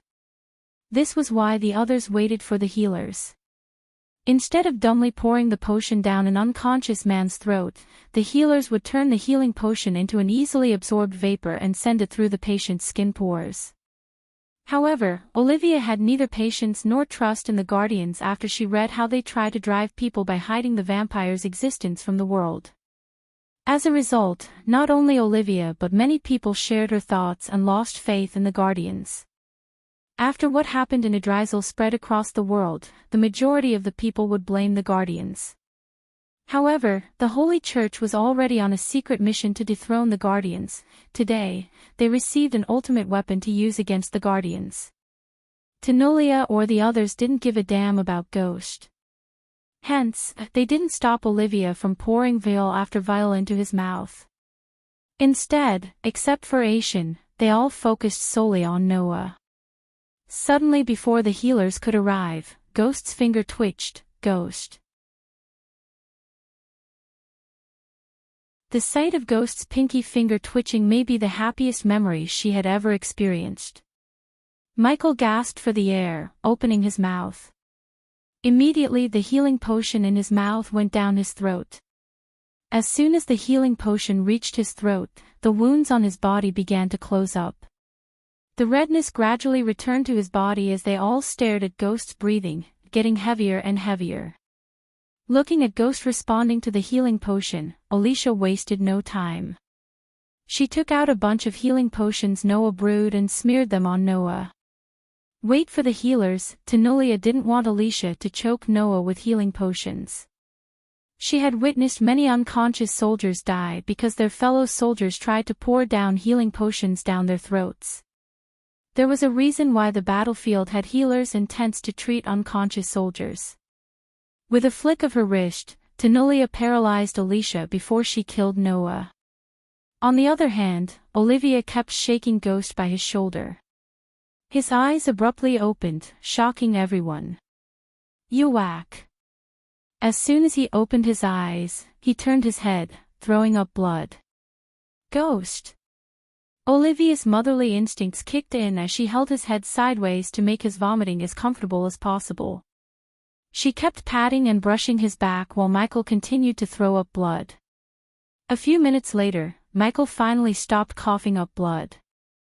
He took out a healing potion and chugged in one gulp.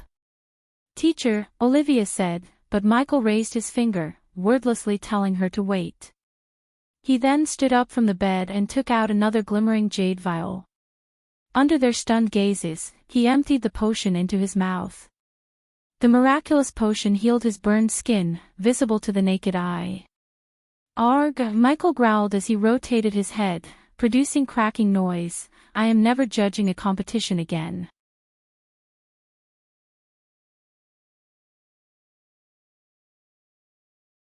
Chapter 5:14 Noah warns Alicia. Michael spit a bit more blood and took out a leather pouch from his system storage. Teacher, Olivia tried to say something, but Michael raised his finger as he took a long sip of water. He kept drinking until Tenolia cleared her throat. What happened here? Instead of answering Tenolia, Michael looked at Noah, who lay on the bed unconscious. Give this to him if you want to save him. Michael took out a sparkling healing potion Olivia used on him and threw it at Tenolia. His pulses are fading. You should act quickly. Where the fuck are the healers?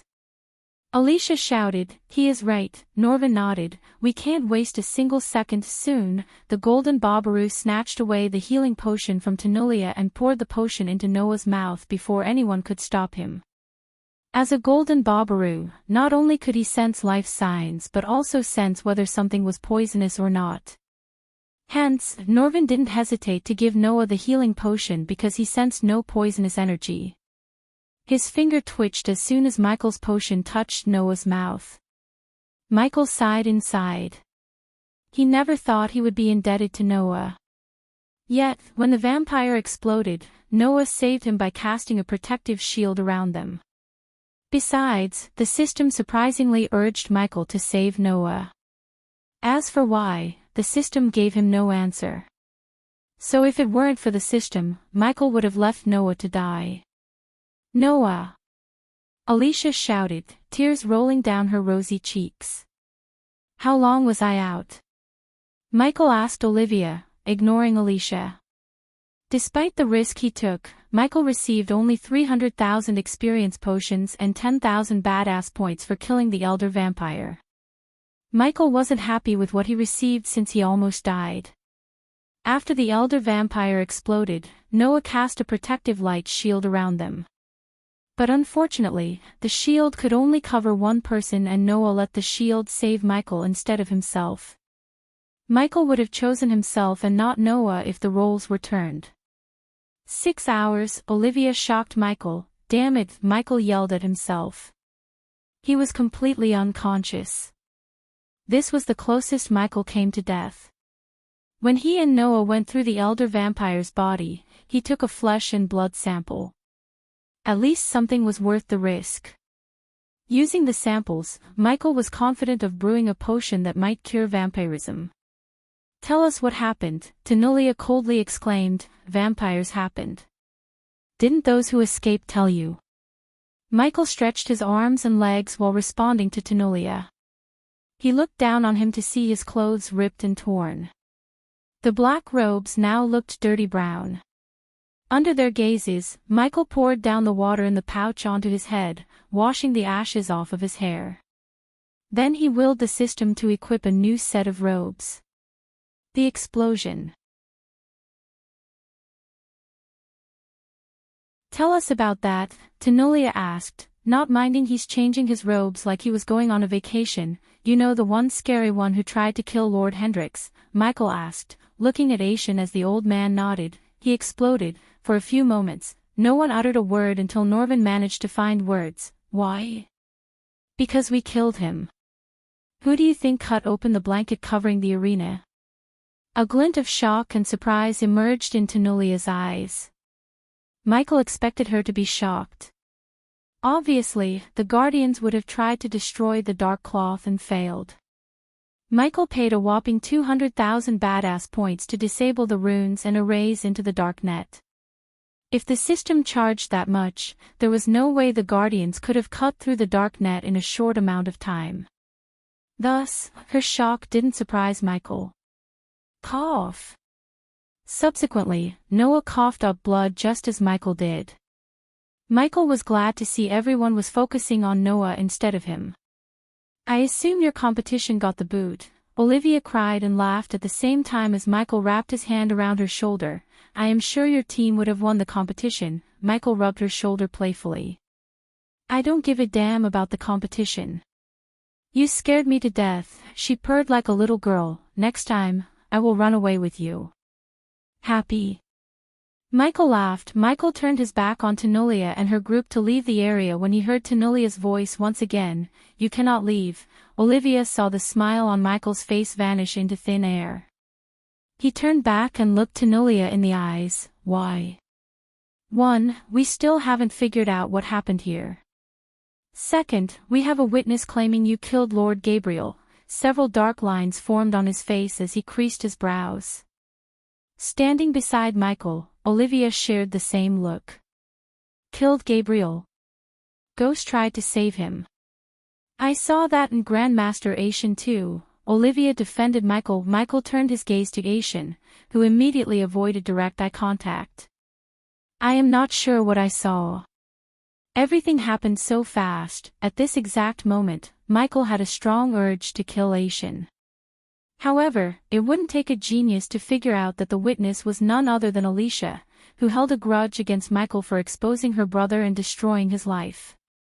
At that moment, Michael regretted not killing Peter in the forest when they first met. When Michael gazed at Alicia, Norvin felt a chill looking at Michael's eyes. They were the eyes of a killer, and every fiber in Norvin's body told him that Ghost was not just a killer but a predator. He sensed an overwhelming power within Ghost that could rival the power of Noah himself. Since Norvin didn't wholly comprehend his newly found powers, he couldn't make any connection between Noah and Ghost. As far as he was concerned, the power radiation he felt might be because of Ghost's higher cultivation stage. Are you arresting me? Michael tilted his head. If everything went according to his plan, the Alpha Guardian wouldn't be alive to arrest him in a few days. Don't act so innocent. I saw everything. You let him go. You killed him, Alicia roared. Sponsored content, visit Riedel. Me for extra chapters. Alicia couldn't stay silent for long. Her hatred and anger blinded her mind and made her ignore Noah for a few moments. I didn't, Michael simply shrugged. Of course, Michael killed Gabriel. He intentionally shot lightning bolts at Gabriel so he would lose his grip and fly into the red hole. Unfortunately, he didn't anticipate Alicia's quick reflex to grab him and Aishan's interference. Gabriel would have been alive if Michael didn't grab him before he could be pushed away from the suction force. But instead, Aishan, the old bastard, interfered and tried to save Gabriel. Unfortunately for Gabriel, Michael had already fixed his mind about killing Gabriel. Gabriel's hands weren't slipping away. Instead, Michael was the one who let him go. Oh, is this about your vigilante brother? What was his name? Peter. Michael pouted to mock her. As soon as Alicia heard Ghost uttering her brother's name, she lost it. The golden spear still burning with heaven's flame materialized in her arms. Just as she was about to leap at him, a hand grabbed her spear and stopped her. They all looked down to see Noah opening his eyes. I will tell you everything that happened here. Noah rose from the bed. If anything, we should thank him for helping me take down the vampire, Noah calmly said to Tenulia. To be honest, Noah didn't like the way Tenulia treated Ghost. As far as Noah was concerned, if it weren't for Ghost, the elder vampire would have killed him and his friends. But, once again, Ghost helped him. We can let them go. Despite talking to an Alpha Guardian, Noah seemed domineering. His voice contained an authority that made Tenulia's tone weaker. Noah then turned to look at Ghost, who was slightly surprised by Noah's words.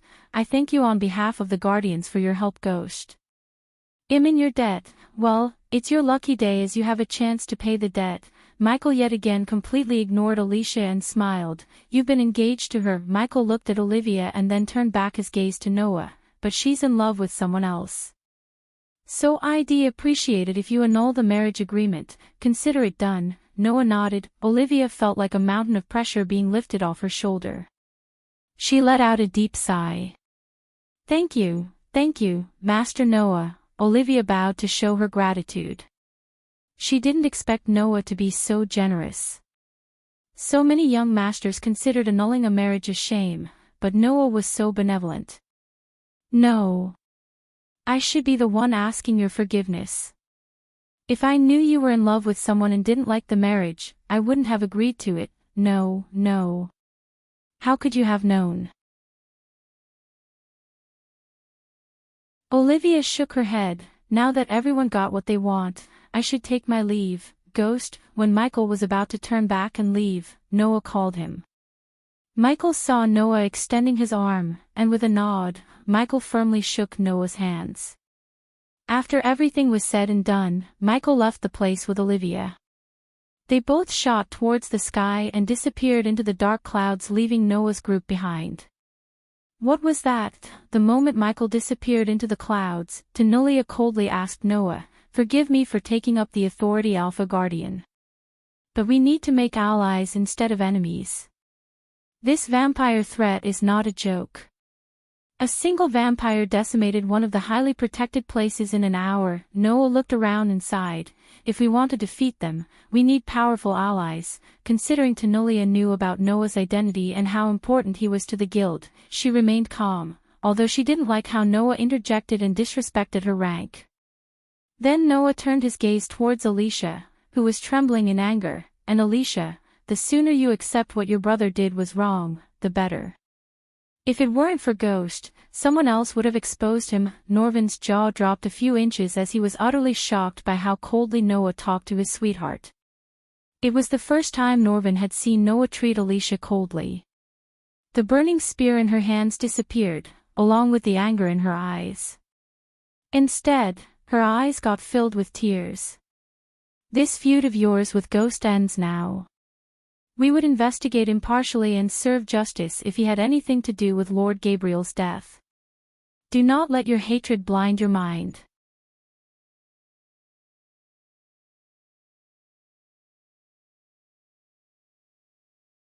Chapter 5:15 Future Plans of Michael. My lord, when Michael entered his room in the dark forest, Azazel welcomed him with a bow. However, as soon as he entered the room, the red orbs began to radiate a dim crimson-red light. "Dude, you look like crap. What the hell happened?" Egg, who was eating potato chips made by Raylene, asked Michael. He may have changed his robes and washed his face using the rainwater, but he still looked extremely exhausted and pale. The moment he reached the bedside, he collapsed to the bed just a few inches away from Vidora. "I fought an elder vampire," Michael sighed. After hearing his words, Iag dropped the chip in her mouth back into the silver bowl. "Did I tell you I fought with Noah?"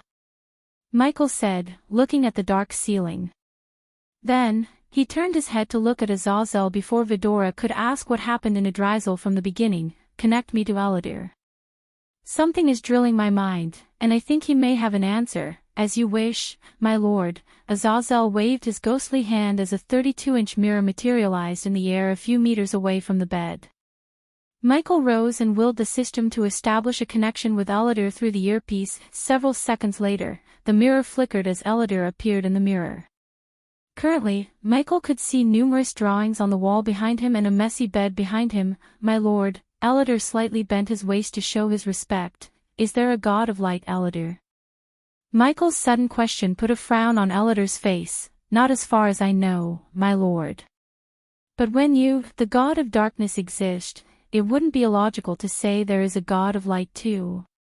"May I inquire why you suddenly asked me this, my lord?" "Because I think Noah is not only the successor of Andreas. I think he is also the god of light." Michael's voice was grave. In fact, Vidora or Azazel had never heard this much seriousness in his voice before. "Why do you think that, my lord?" Michael let out a long sigh and began narrating what happened in the competition from the beginning. None of them uttered a word after Michael finished his story. Eladir finally broke the gloomy silence. "Light spells, drawing power from the light, darkness weakening him, Andreas choosing him to be the successor and trains to defeat the Dark Lord."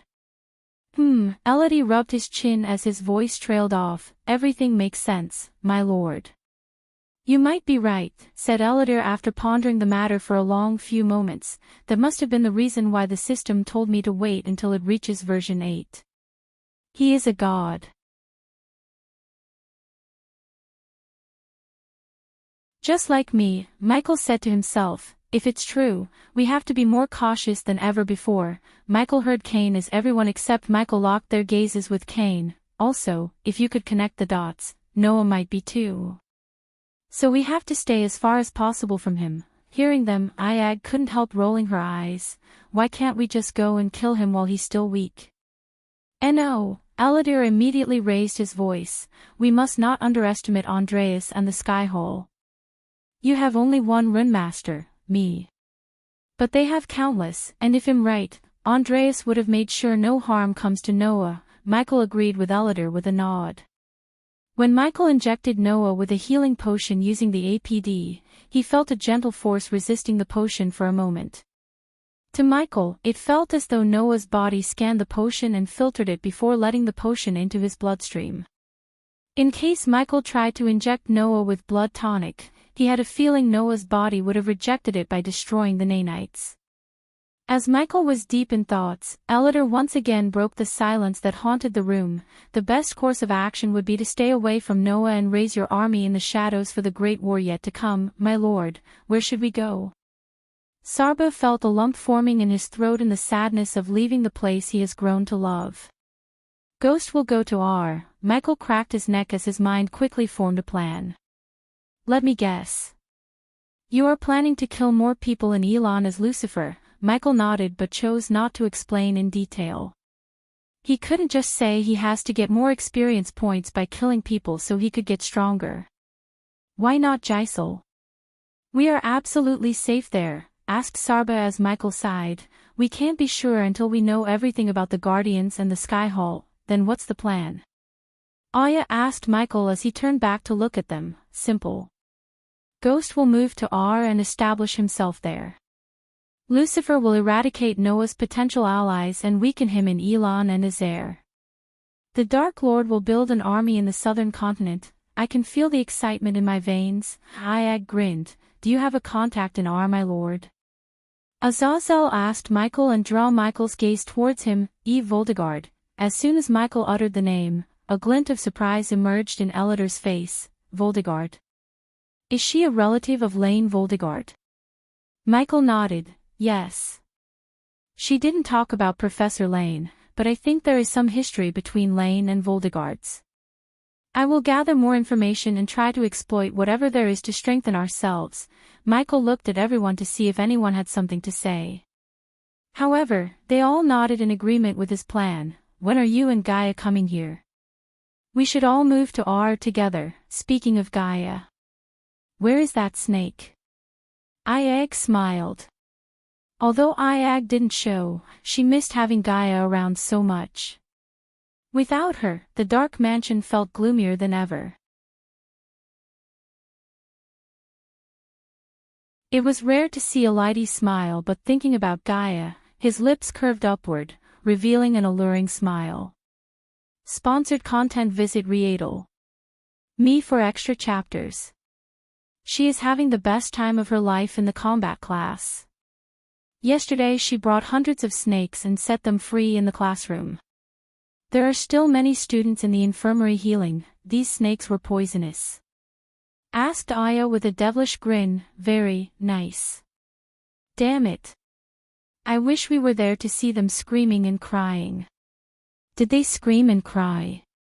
Iag tilted her head as Eladir nodded, brightening her face even more. Tell her not to overdo it. She needs to teach them something to maintain her cover. Eladir rubbed his eyes, fighting the urge to sleep. I already did. By the way, we will be there by next week. Then, we can finally finish the mortars. Michael could see the exhaustion and sleepiness in his eyes. Hence, Michael didn't keep him any longer. Take some shut, Eladir. You can't function best if your brain and body are desperate for rest. I will, my lord. After that, the mirror flickered again before turning completely dark. Then with a flick of his wrist, Michael took out Lucifer's suit of armor and put it on an armor stand. The armor looked as menacing as ever with its dark metallic platings and crimson-red linings. When I fought the elder vampire, I realized one of my biggest weaknesses. Michael ran his fingers through the armor. What is that? Asked Iag. Armor, Michael simply said. This armor might look fancy, but it can't protect me from spell attacks. I need stronger armor. For both Lucifer and Ghost, who needs a suit of armor more than Lucifer, while fighting as the Dark Lord, Michael could unleash his full power without worrying about exposing his identity. Hence, Michael was relatively safe fighting as Lucifer than as Ghost. Granted, there were cool clothes in the system store, but they were not armors. To forge stronger armor, he needed stronger materials. Unfortunately, the system locked the ores and armor materials under an upgrade wall. In other words, until he upgrades the system to version 8, he wouldn't be able to buy a suit of armor or any materials from the store to forge a stronger unique armor. However, it never stopped Michael from getting what he wanted. The Aqua auction might have what I need to forge armor.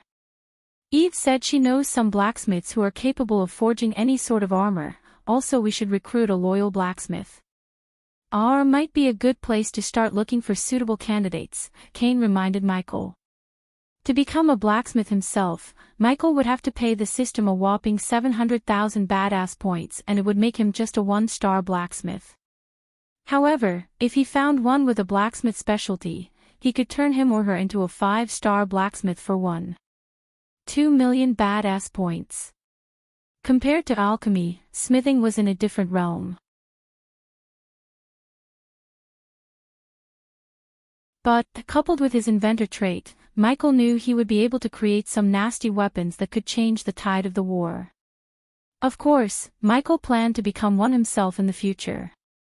But for now, recruiting someone else seemed like the cost-effective and plausible way. He wished Jack was here because Jack had all the requirements to become his personal blacksmith. His death was really a loss for Michael.